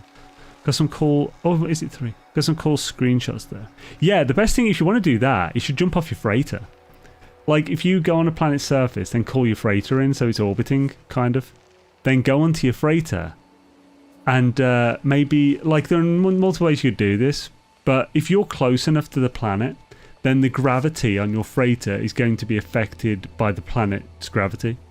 So you can just jump off your freighter's base, or you can jump off your frigate. If you like, just like teleport or fly to a frigate or whatever. You just jump on off that, and then you just need to make sure you have enough oxygen to replenish your life support and stuff as you're going down. You could just drop down to the planet's surface. It's pretty cool, fun. You can even... You can't jetpack up to the... Well, I suppose you could mod the jetpack to be infinite, but... Anyway.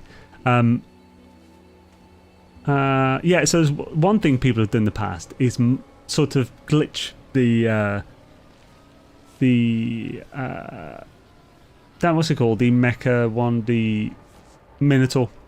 They've glitched the Minotaur thing onto the base pad, onto a freighter, and then Titanfalled from the freighter in the Minotaur, which is cool. They kill my dreams, dude.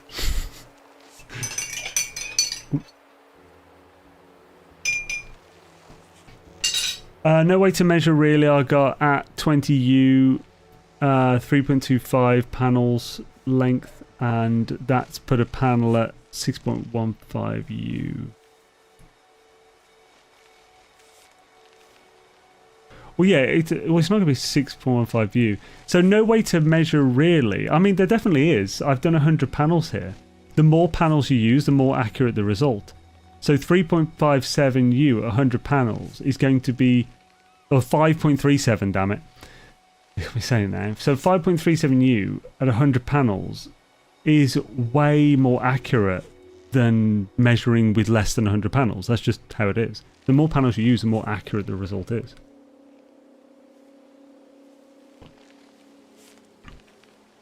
Anyway, so let's carry on with this.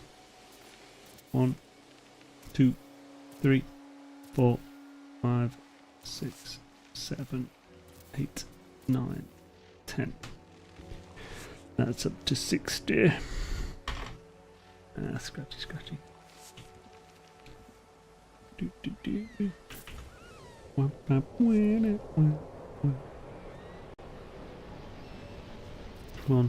2, 3, 4, 5, 6, 7, 8, 9, and 10.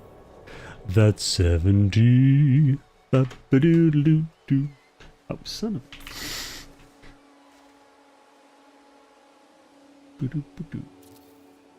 2, 3, 4, 5, 6, 7, 8, 9, 10. 80. Doesn't show you go over 20U anyway. What? What do you mean 20U? Oh, it doesn't show until you go over 20U anyway. Well, sure. But 30U will be more accurate than measuring at 20U.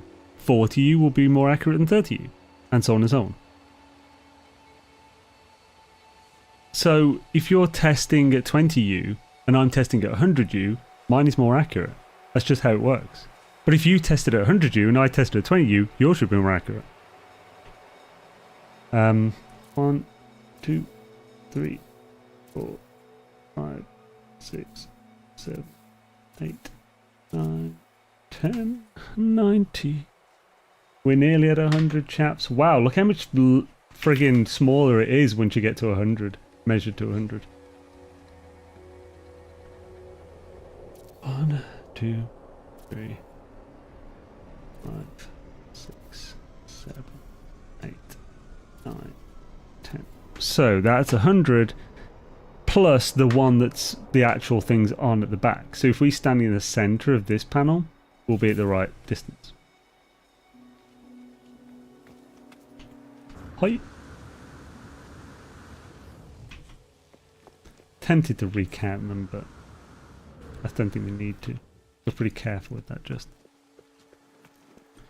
Doop doop doop doop doop need it boom doop doop boom boom boom boom doop doop doop doop doop doop doop doop doop. So, like, just in case this isn't getting across, if, like, I think I said earlier, what was the distance to those 100 panels? 537 U. Which means 5.37 U per panel. So, like, the thing I'm on about with the higher accuracy, just in case anyone's confused somehow. Say, if you... This is an example I used earlier. If you have 2 weapons, one weapon does 2 damage per shot, another one does 600 damage per shot. If the one with only 2 damage per shot, you won't notice a difference until either, and you only get whole numbers, so you won't notice a difference in damage until it's either half the damage it was, or it's 50% extra damage. With the 600 one, you'll notice whether it loses a 600th of its damage or gains a 600th of its damage. So your results of testing differences in damage on these weapons is going to be far more accurate on the 600 damage one than the 2 damage one. And that's essentially the same thing for this. Right. Stand pretty much bang on in the middle.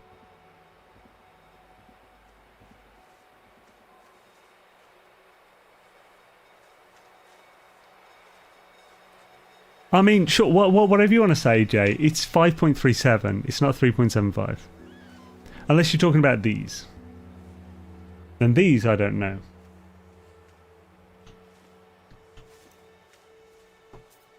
Now, we're about to find out though. So, these are 4.03 U per 1. God, why there's such a weird number?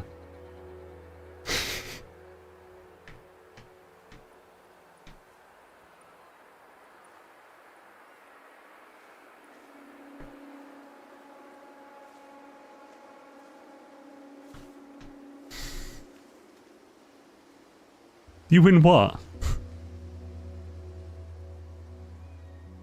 I hope you are being okay, man. Hells yeah, John. Doing pretty good, thank you. Try looking from the scanner. I think the over shoulder thing is skewed. Oh, really? What if I... Okay.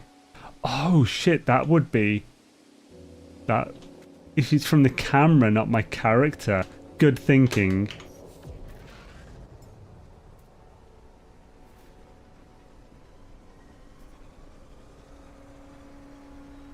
Ha! Freaking nice one. Dude, thank you for pointing that out. That is amazing. So it's not 5.37 either. It's going to be slightly different. Very slightly. So this is exactly 4U per 1. That's good. Okay. Thank you for that. Frickin' hell. I can't believe that oversight. It's going to be the best way of finding that one out. I'll just have to move the base computer back down. You didn't tell me anything of this, Jay. I found that when stringing wires, if I use my scanner, it seemed more accurate. Hells yeah.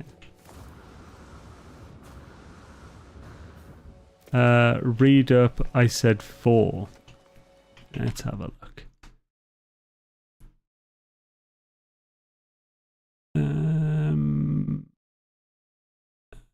You said cubes are smaller. 0.75 U.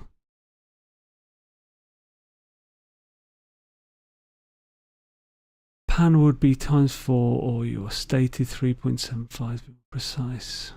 No, you didn't.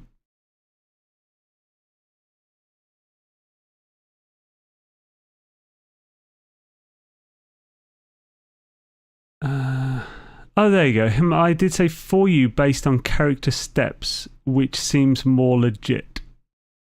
But was a distance of 100 panels. But then accounting for blend, 3.75 would make more sense at 100 panels. But it's for you with blend at 100 panels anyway.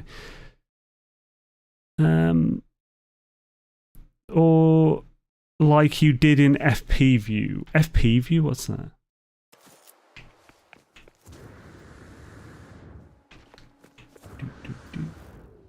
Right, so I need to connect this back down at the bottom. Oh yeah, in first person, yeah. Right. So, we need to delete... Oh no, move that. Is it going to be a pain to move this? I'm going to have to... Yeah, I'll have to... Delete that. Move that. And there we go. Perfect. Right, let's run back to the edge and we'll get a fully accurate one again. Yo, Dashboard Devil, how's it going, man? Should days do you a good sir? I feel so weird. I can't even. I have to go on the top and get there quicker. So used to third person. Man, I can't believe I didn't consider the third person camera. I mean, it makes sense that it would be like that. Sometimes you just don't notice things. Doodle doodle doodle doodle doo. Hoi. Do do do do. Now, I'll switch back to third to get the exact placement, or is pretty much there. Ah.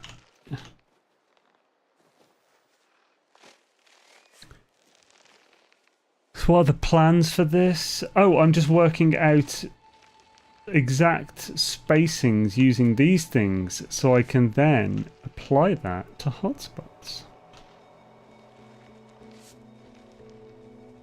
That's pretty good.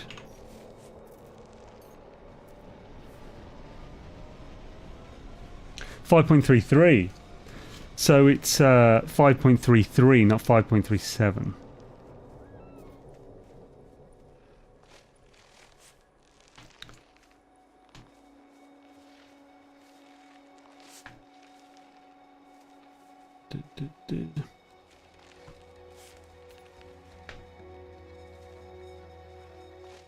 Cool.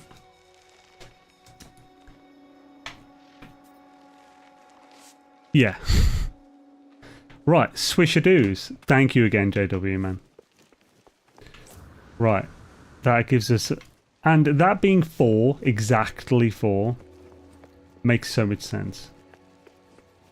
But why is this so weird? Oh, wait a minute. It's probably... So, yeah, you can mix them together. So, 5.33, how many would you need to get to a solid number? So, times 3 would make 1.7, times 4 is 5. 0.066 times 6. 0.8. Oh no, that was divided by, for brick's sake.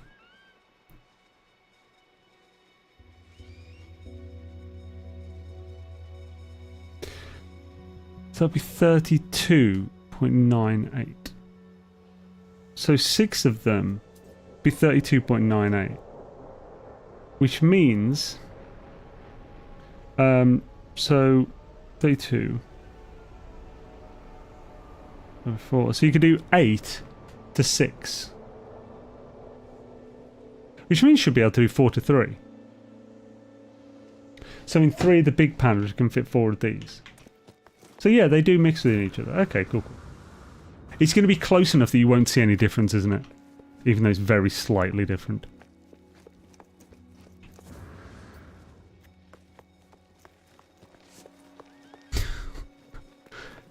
That's at least something you can calculate. Yeah, for sure. Right, now we know the exact sizes of these. We can start to work things out to do with the size of a hotspot, as well as the like the rate drop off, because that's what I want to find out on the hotspot. How close to what the difference to the rate in extraction happens the further away you are from center. And if we can find out in today's stream, that'll be really good.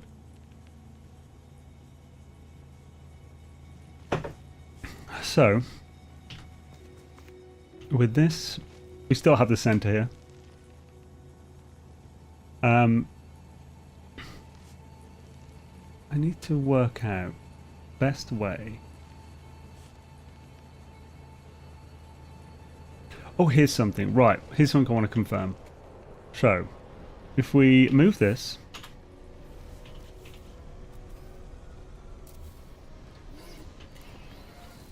then we wire glitch a mineral extractor. Then we add a wire back up to the top of this, except no. I'll need something that can click onto that again. Cute. So if we like reverse wire glitch to the wire and place that there, that changes this to then, if any wire glitch anything to this, it'll be in a different angle. I want to find out for sure whether the extraction point is the anchor point of the extractor. I'm pretty certain it is. I may have even tested this in the past, but I'll just make 100% sure. Because then we can move forward with a lot more confidence. So if we go back to the extractor, then move to that and we wire glitch it in. Oh, did it just do another one bang in front? So it didn't change it.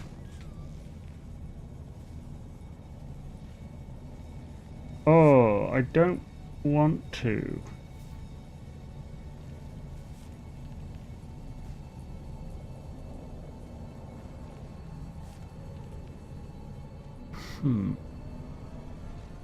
I suppose actually it doesn't matter if I build at the top. That'll actually be fine because it's vertical. There, that'll work. So delete one of those, we only need two there. Oh, don't need to. So, because this is still the exact same vertical point on the anchor point, this actually will still be a fine test.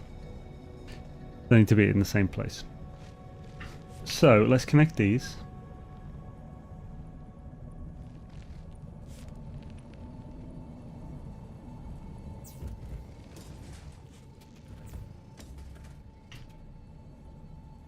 I need another reactor. Let's just build a bunch. It's actually creative. I can probably just turn power on.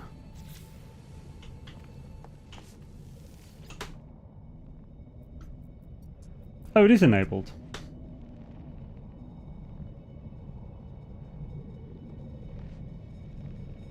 I need to work out how that works. I don't quite know.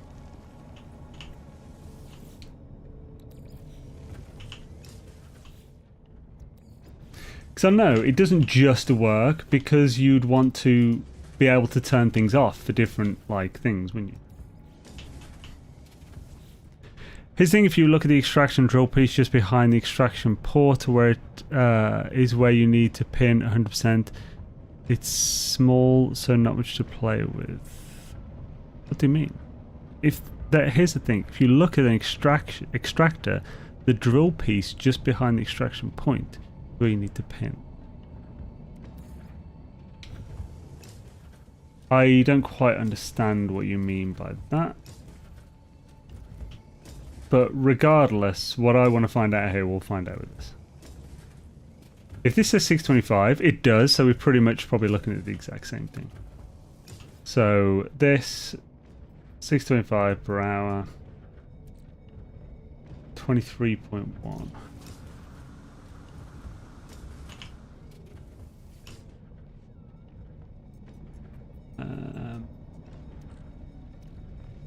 Yeah, that's about right. Yeah. Okay, so this looks the same.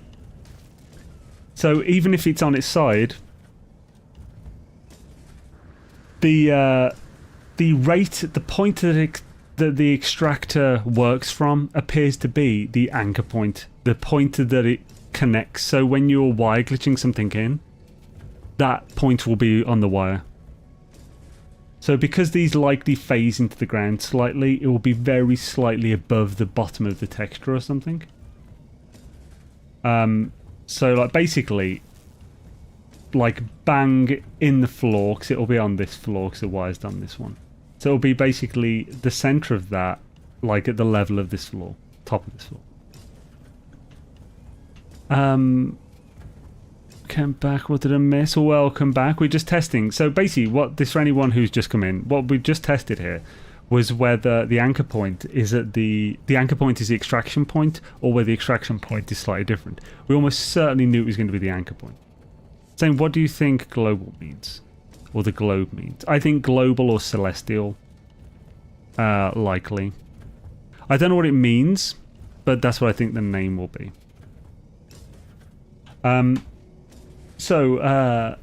Basically, yeah, so what we're testing is whether the anchor point where we... Like where my thing is pointed on that surface, if I build something, the anchor point will be where this point is in relation to it. So like with one of these floors, it's roughly in the center vertically and the center horizontally on both axes. If it's a wall, it's actually in the bottom vertically, but on the center on the horizontal. Stuff like that. And for these, it is at the bottom and bottom vertically, center horizontal. And that is where the extraction point will go. So it doesn't matter if they're sideways. So that's good. Right, so now we can move on to the other tests. What we want is... actually, I want to take off this wire. There we go. So what we want to do is build extractors at exact points along a line. Because we don't have to worry about the... because we don't have to worry about this being... like... about it being twisted. We don't have to worry about the wires getting twisted when we're working out these points. That's fine. We can just reverse wire glitch as much as we want. And we're good to go. Let's talk about where your thing is pointed. Oh no, right? Oh, I said global or celestial. Dark Lord is what I think. Continental because of the 3 Earth-second tweet. Oh, that's a cool idea. Continental, yeah. I like that. That'd be good. That would also... Continental would imply sub-biomes, in my opinion. So, like, instead of just having one biome per planet, we have proper sub-biomes, so planets could have multiple biomes on them. That would be awesome and something we've wanted for a long time. All, of course, super speculative. I've been busy doing other stuff, but listening with one ear. Listening with one ear. Sub-biomes would be the best, hells yeah. Right, so we first need to get these measurements. So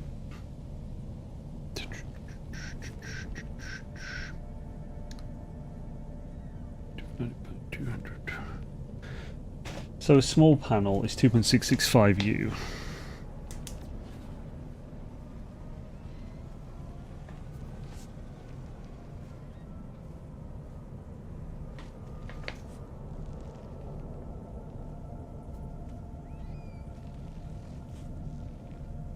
I might use the cuboids because they're just so much more exact. It'll make things easier. Someone suggested cross saves. That doesn't, to me, sound like enough for a big summer update.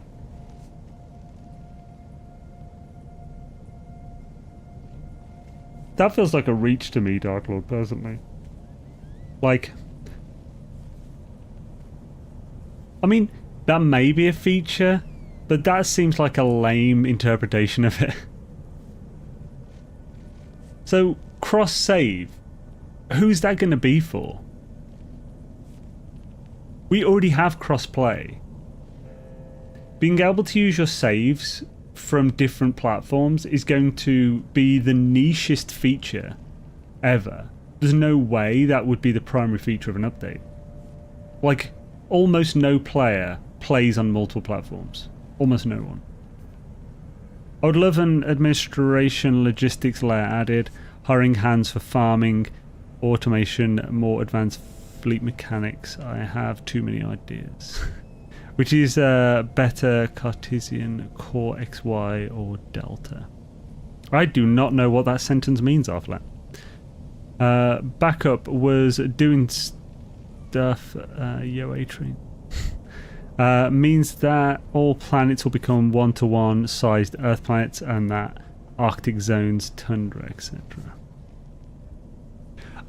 So the Arctic zones, tundra, etc. I would love to have like the sub-biomes. That's what I'm hoping for. I doubt 1-to-1 Earth-sized planets would be a downgrade in my opinion, because currently we have at least 3 different types of planet size and potentially moon size. I'm not sure. We might just have one type of moon size. But there are like 3, I think, different types of planet size in this game.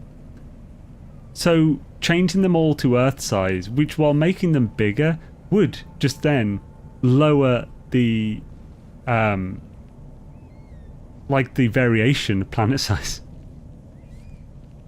So I know you made a video for it and I need to go through it again. However, if you could, is there more than one settlement per system per planet? Yeah, there's more than one settlement per planet. For sure. I'm pretty sure anyway, yeah. I'm pretty sure I've seen planets with like 3 or 4 on, with people like have grabbed like 3 or 4. Pretty sure. But I think it may be set up for light and fire in some way. I mean, they say one Earth-sized planet, I think, in the trailer. They do, and I think there's about a 10 or less % chance it's light no fire related. The reasoning being is that I think it would be a bad idea for them to be putting emojis on just to say a release date for light no fire, because that would just get people excited for an update of some kind. It's nowhere near strong enough to launch the game from. It's also really too early, in my opinion, to be releasing Light No Fire. The release date itself feels too early as well. So I would be very surprised if it was Light No Fire. I think it's less than 10% chance it will be Light No Fire, in my opinion anyway. Which isn't worth that much, especially for speculation. We're discussing planet size and biome. Sorry to have you repeat it. If so, the globe speculating on what it means. Yeah. Okay, thank you. I rolled a really shitty location. I really don't want to waste another map. Right, I have had a lot of trouble with maps in the past for locating settlements. They don't always... They'll often go to the same one no matter what. So it's really hard to find a good settlement. I can't remember what the rules I'd figured out were in it, unfortunately. Sorry. I've seen a few planets with as many as 5 settlements actively used by players. Nice. Changing planets to have more than one biome would mean a lot of headache for resource farms if the current biome changes. How would they even do that? It would definitely be a headache for resource farms for sure. It would be like a galactic reset almost. They wouldn't need to change planets. Like as in planet locations, like some disappearing, some not. But they would need to change, every planet would change, pretty much.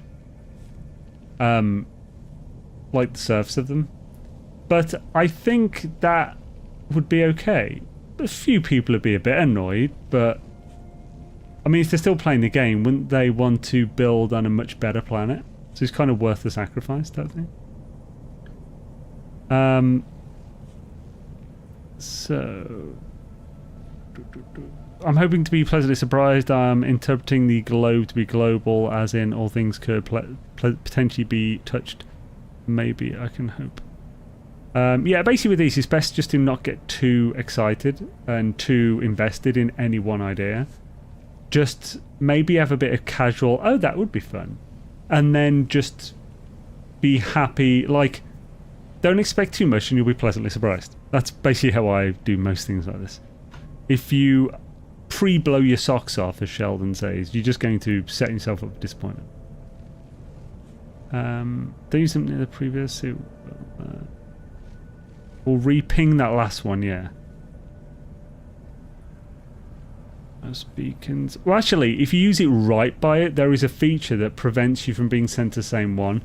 That doesn't always work, but mostly works, especially when you're doing like a minor settlement.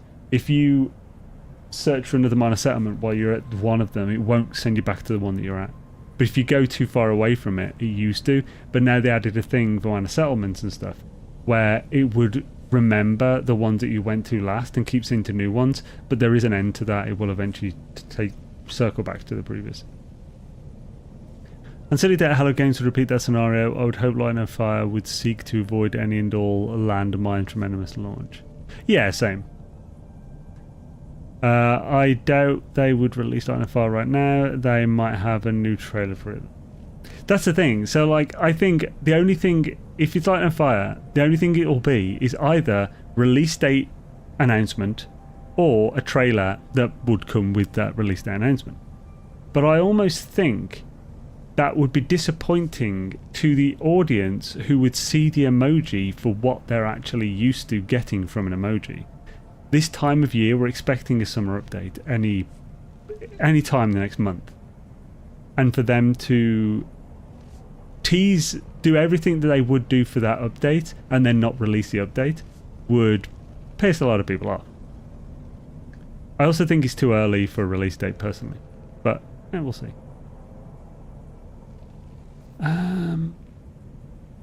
Yeah, like centaurs on freighters to smash up instead of those green jellyfish. That's like hearing that a certain pub only has a hot woman who goes there, and then when you get there, they're all octogenarians. I've no idea what an octogenarian is.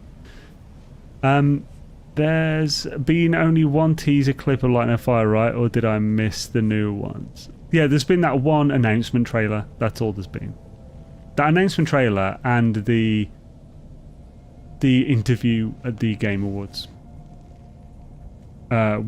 which came with the announcement trailer. The strong means odd to push Light No Fire tweet from a No Man's Sky account. Well, it's Hello Games account. Like Sean Murray is the owner and lead developer of, a co-founder of Hello Games. Why NMS players can get pissed off? Cloud Guy, where are you? Exactly, summer update time. 8 years old or older. Oh, okay. I was sharing in the 80s. We just reached 1,000 hours in NMS. Got pat myself on the back if my hand wasn't on my arms.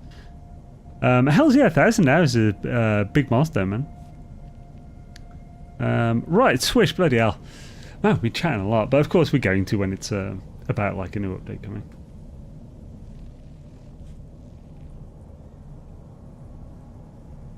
Right. Let's start planning this out a bit. So, at the very least, I can do one every 4U. No, I could easily do one every 8. I mean, every 2. Doing every 2U would be good.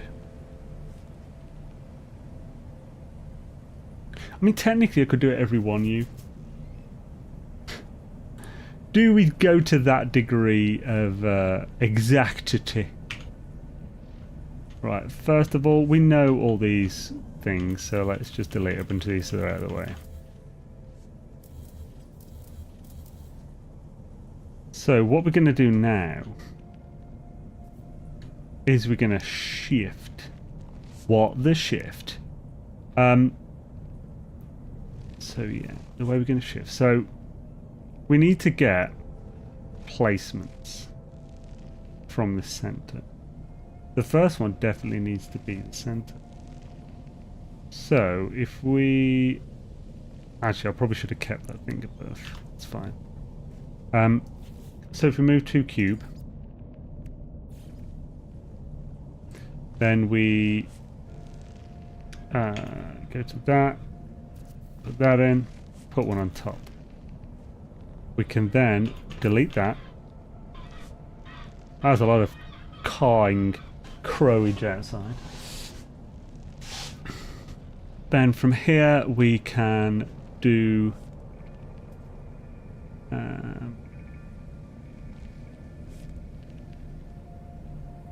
so if we from here we'll go to this. We'll see how this works out. I was kind of playing it by ear. Oh wait, no, we need to set up wires first then. So that first wire's there. So then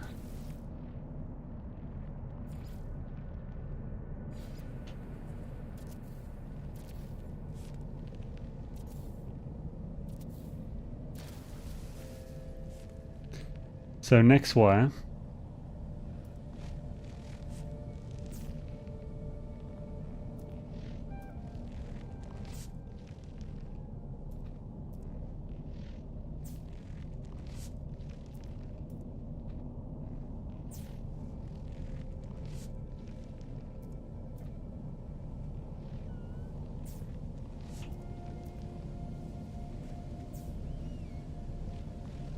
Right, so these each one of these connections is 4U apart. Now we want to halve this so we can get 2U apart. Now what's going to be the easiest way to shift this?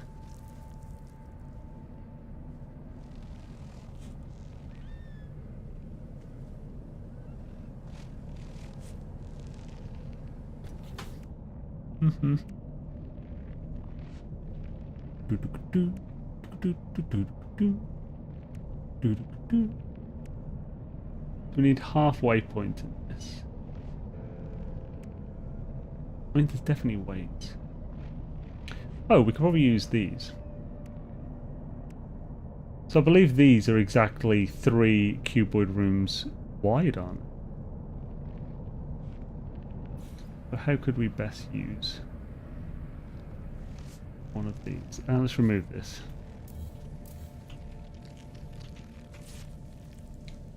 Like not connected directly to them. I'll connect it on top or at the bottom. Yeah, as you can see, that's 3 wide. So if I put that side, no. What's my brain thinking? I need one that's 2 wide. Are any of these corridors 2 wide? No, they're 1 wide. However, a door, would a door be exactly on the edge? Or a window might. So if I switched, went from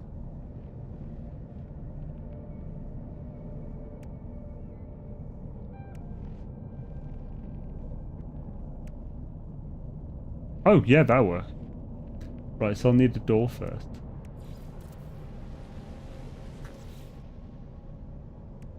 An adjacency glitch from this cuboid inner wall. Where's... I need to check what.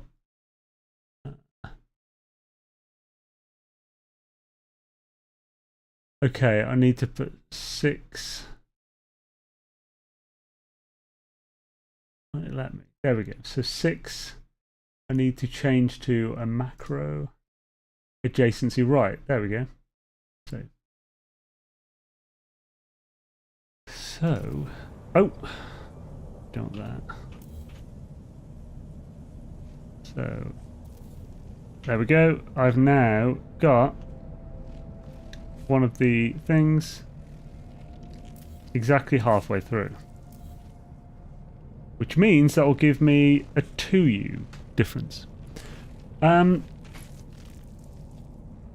it's this. I could... faster for me was to throw down a lamp janky setup to get them going. Oh, let's have it.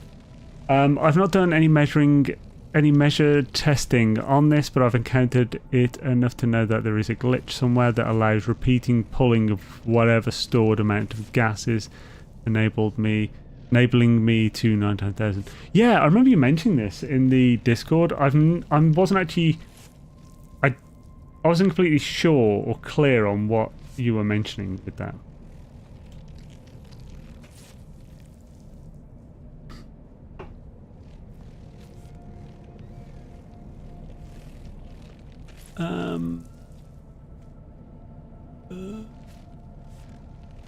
So maybe I'll... you got them on batteries, solar batteries, bin them, find EMG, at least C-class. I mean, I do agree EMG is the best, but it can be a pain in the arse to get one close enough. most of the time you'll have to, if you're already on using other hotspots, you'll have to expand the base boundaries.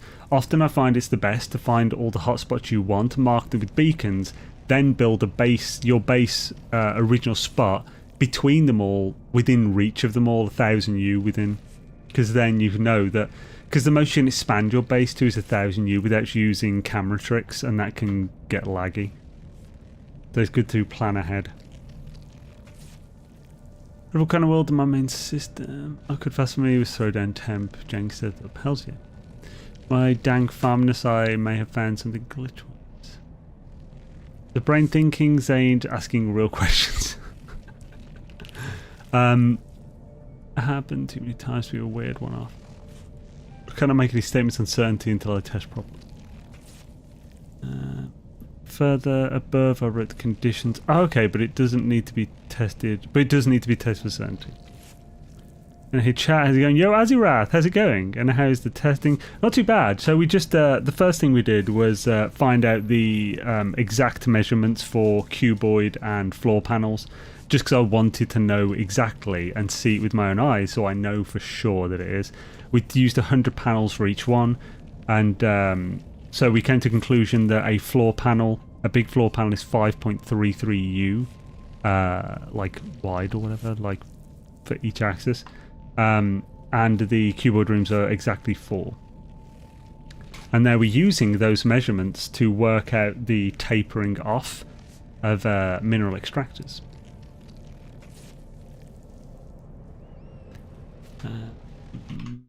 Bono want me to jump in somehow. Are you a D&D nerd? Right, so as addendum, something got brought up previously about farming glitches happen to be again so far. 1, the extractor's gas is reaching the capacity, losing power, and my leaving. I've not done any. Okay, so yeah, that still doesn't like.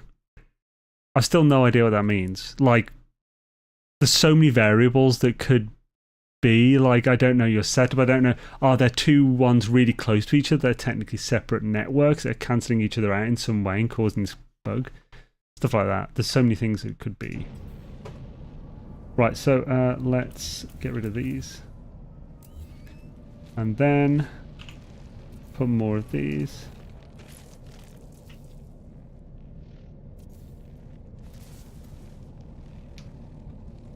And then we can put these in. So let's get that.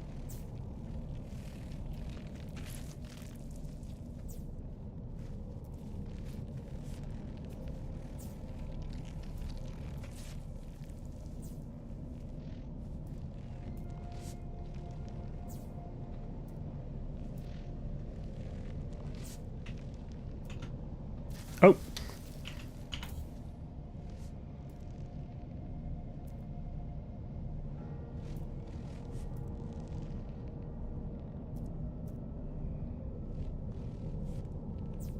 Cool, so now we have a wire point every 2U, exactly. Doing one? Is doing one even possible with this type?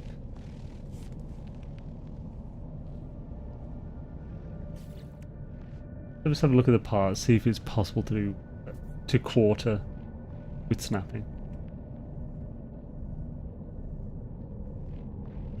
It's definitely possible with the big floor panels, because you can switch and then even use these, glitching from the big to small to get a quarter distance.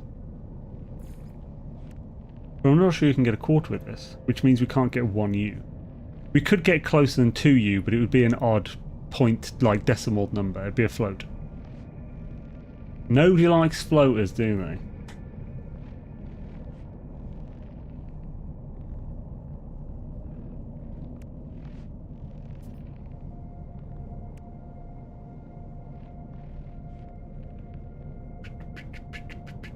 I didn't see it happening. Right, so now we've just got to create a mineral extractor at each of these points.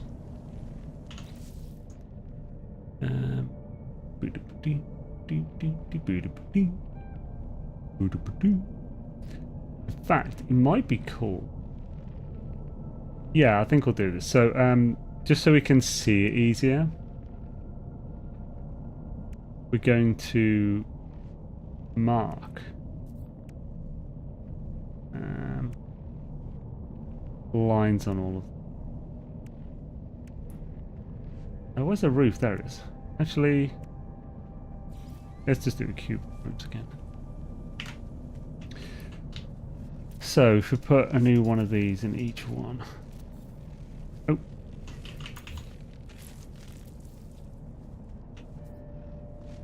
And then from the top, we'll reverse Y glitch again. Bring it straight down. Oh.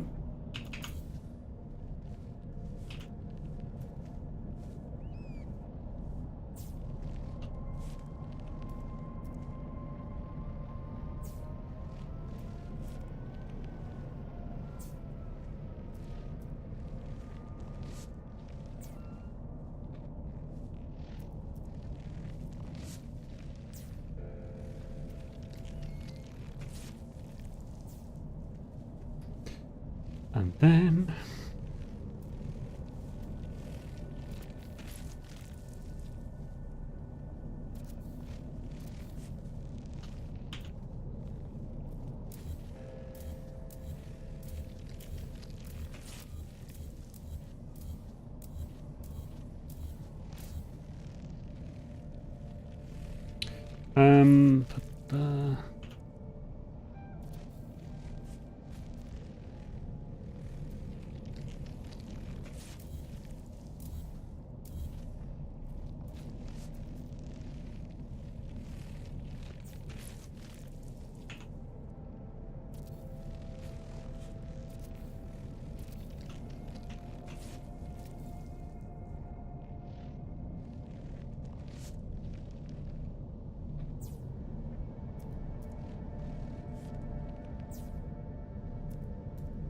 this just help us visualize things better.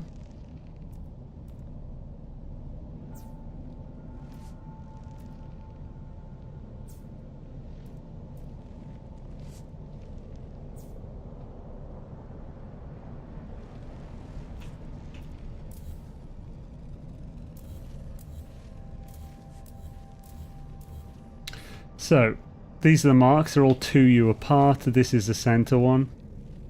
And we can now start whacking things on. Train arrives on time to do. Too complicated for this train. Oh, X equals 2, Y equals 9, pi alpha. What time does A train arrive in Boston? That's what it needs to be tested. Go and have a great night, day, evening. Dashboard Devil, catch you later, dude. Awesome to have you. Thanks for stopping by and hanging out. Man, it's hard. Math is hard for my brain. Yeah, it's always hard for mine, man. When I'm trying to deal with bloody spreadsheets, I'm always like, Oh, ain't it? Did I just delete one? Oh, what a freaking penis. Oh, I think you just deleted it. That's going to bother me. I'm going to have to redo it. Son of a bitch. Okay.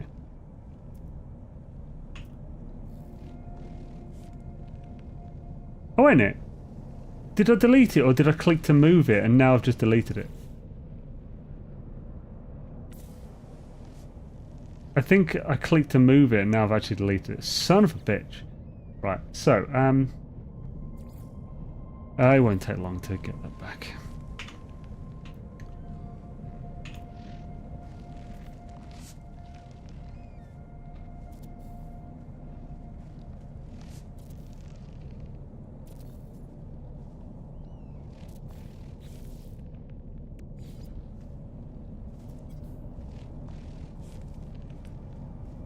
That didn't do the right one.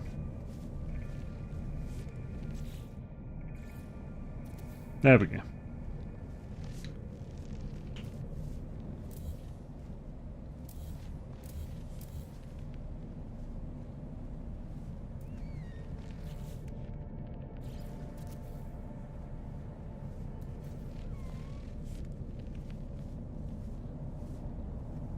What's up in there?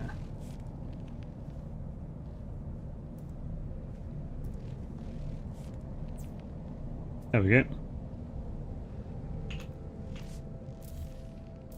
Cool, got it back. Right, let's get the things in finally.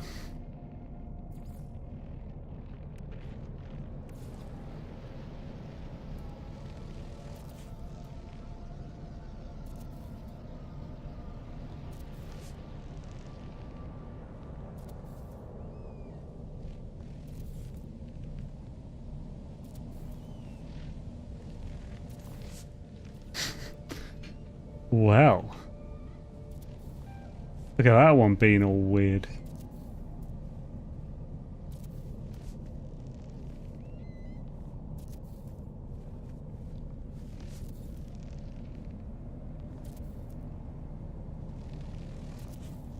So why is this one on its side?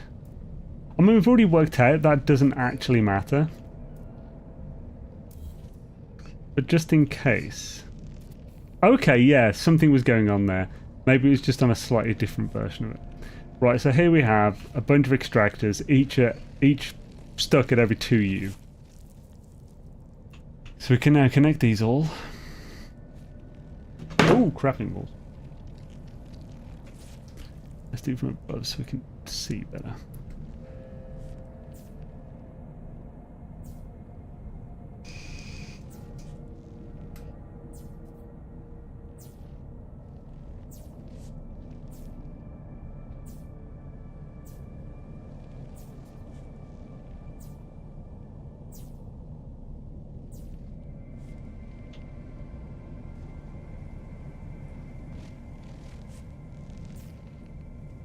So we need a few more of those. How many do we need? We've got 6 there. So 8, 10, 11, 12, 13, 14. We need 8 more.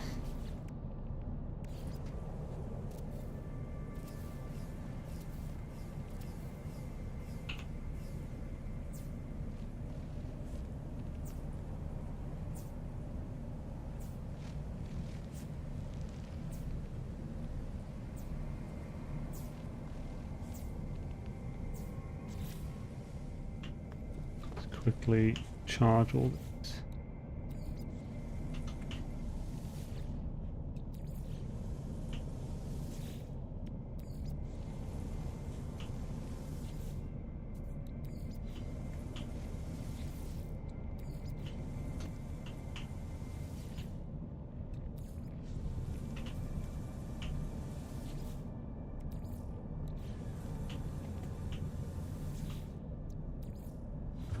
There we go.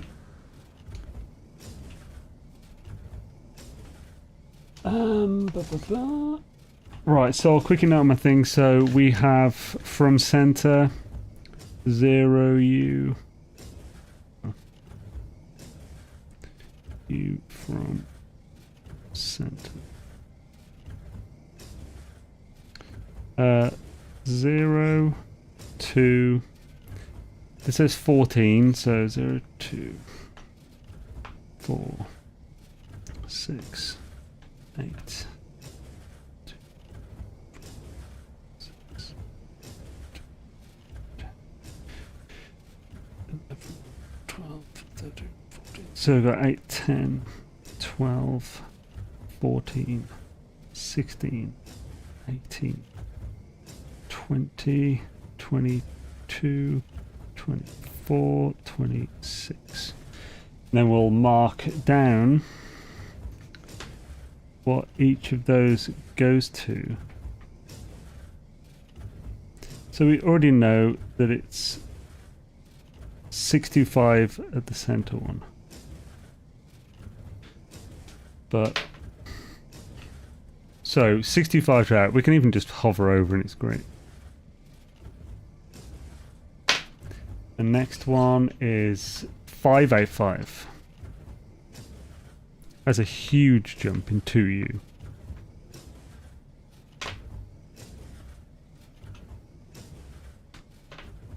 Five, 4, 7. 512.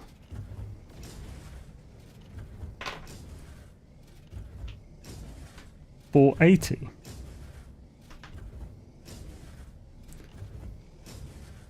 $450.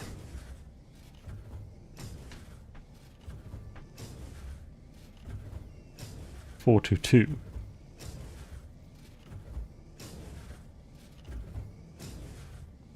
$395.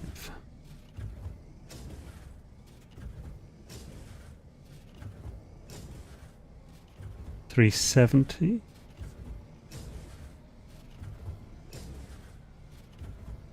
$347.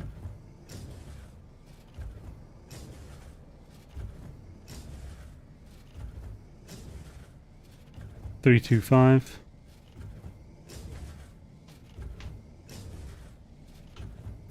$305.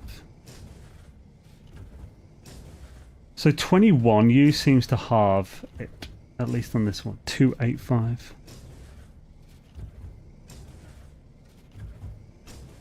And $267. I'm definitely gonna have to do more until it just peters out and it does no more. So this isn't quite everything.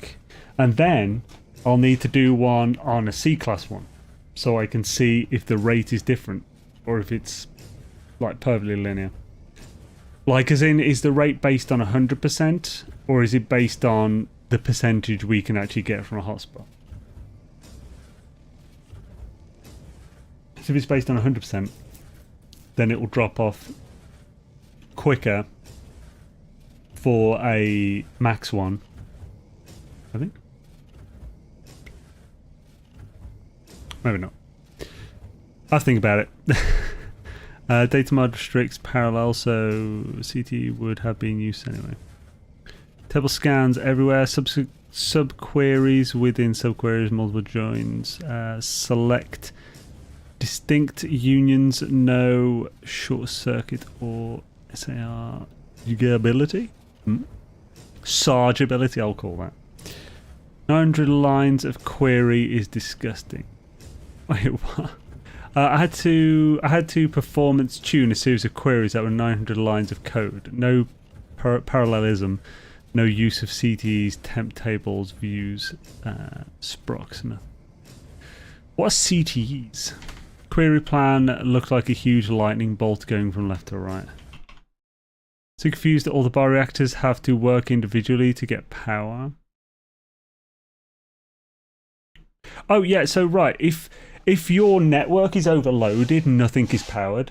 So I needed that many biofuel reactors to be able to fully power all of these, and because it's all connected, I needed to get enough power to fuel everything in order for anything to work. As you know, he'll break out the slide rule. Geeks Unite. SQL stuff. Oh, SQL, sweet.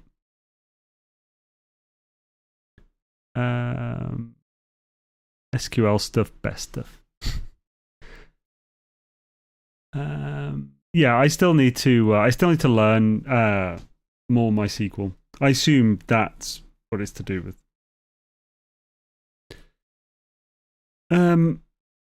Yeah, I was working on a JavaScript app last night actually. It was fun getting back into it. Been a while. It's been a while. It's just kind of cool, and they're all definitely do some funky things with them. Right, so we need more of these then. What a pain in the vagina. So, better way than ladders to get up and down in your base. Just jetpacking really, or short range teleporters. That's pretty good. Right. So let's quickly do that then. No skibbity, no doubt, baby. No skibbity, no doubt. No skibbity, you have to scoop the doop. No skibbity, no doubt.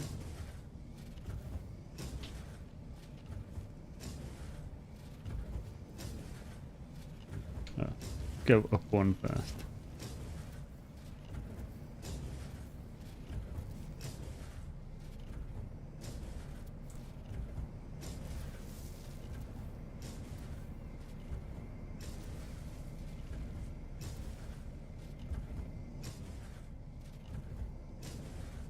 And then we can...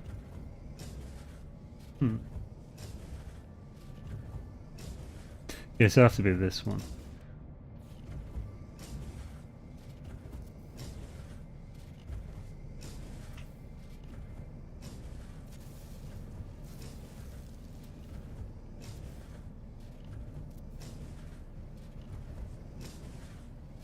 Show me potato salad.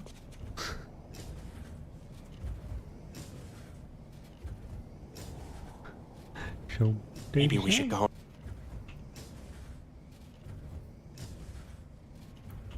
Did they even do it in the right place? It didn't. That didn't work. Ah, it's such a pain in the ass. I want to make sure it's actually in the right place.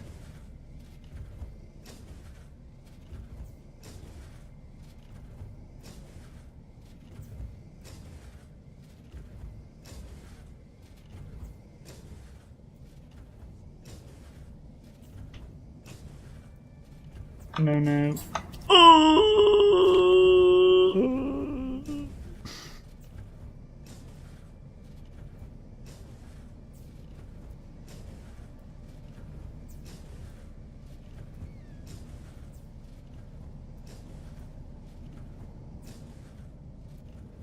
Oh.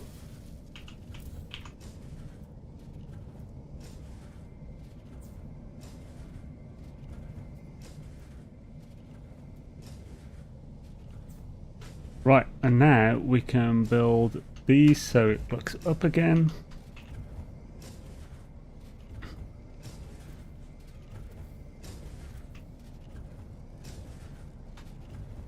Is this right?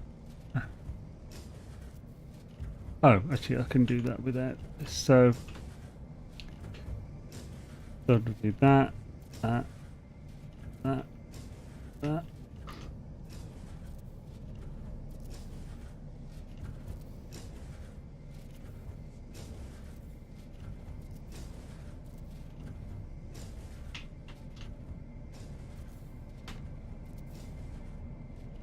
Then a little tricky.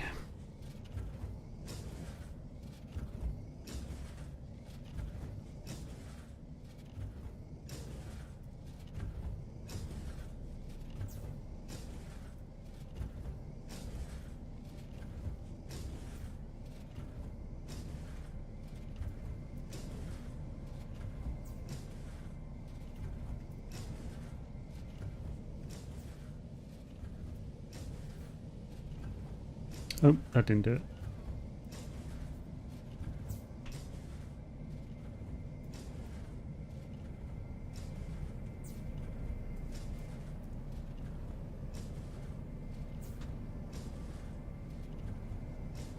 And then I can destroy these.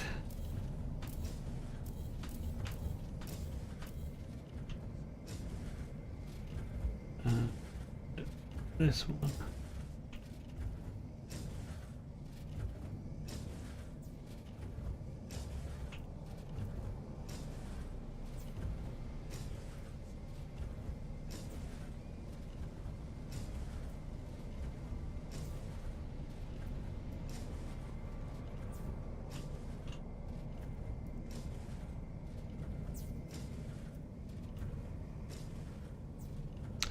Cool.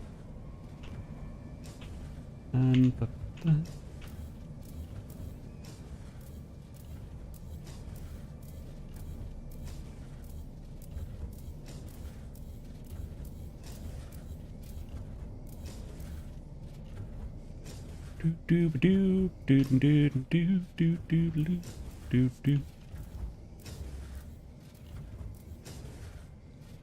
so this would be 1, 2, 3, 4, 6, 7, 8. So 8 plus 7. What would that be? Yeah. So 15 more. 1, 2, 5, 6. Oh.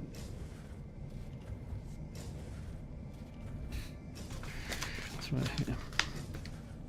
6, 7, 8, 9, 10, 11, 12. Oh, 10. So 28 U, 30 U, 32, 34, 36, 38. Oh, wait, no. 1, 2, 3, 4, 5, 6, 7, 8, 10. There we go. 40, 42, 44, 46, 48, 49, 50, 52, 54. So this will go. This will test up to 54U from the center. It's about one more northern edge of Disney World. Got the nightly fireworks for free daily. Oh, cool.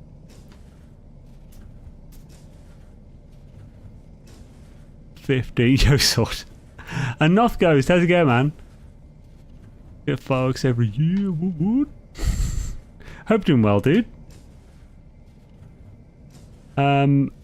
Chicks from Darrow High Maintenance. Where's Darrow?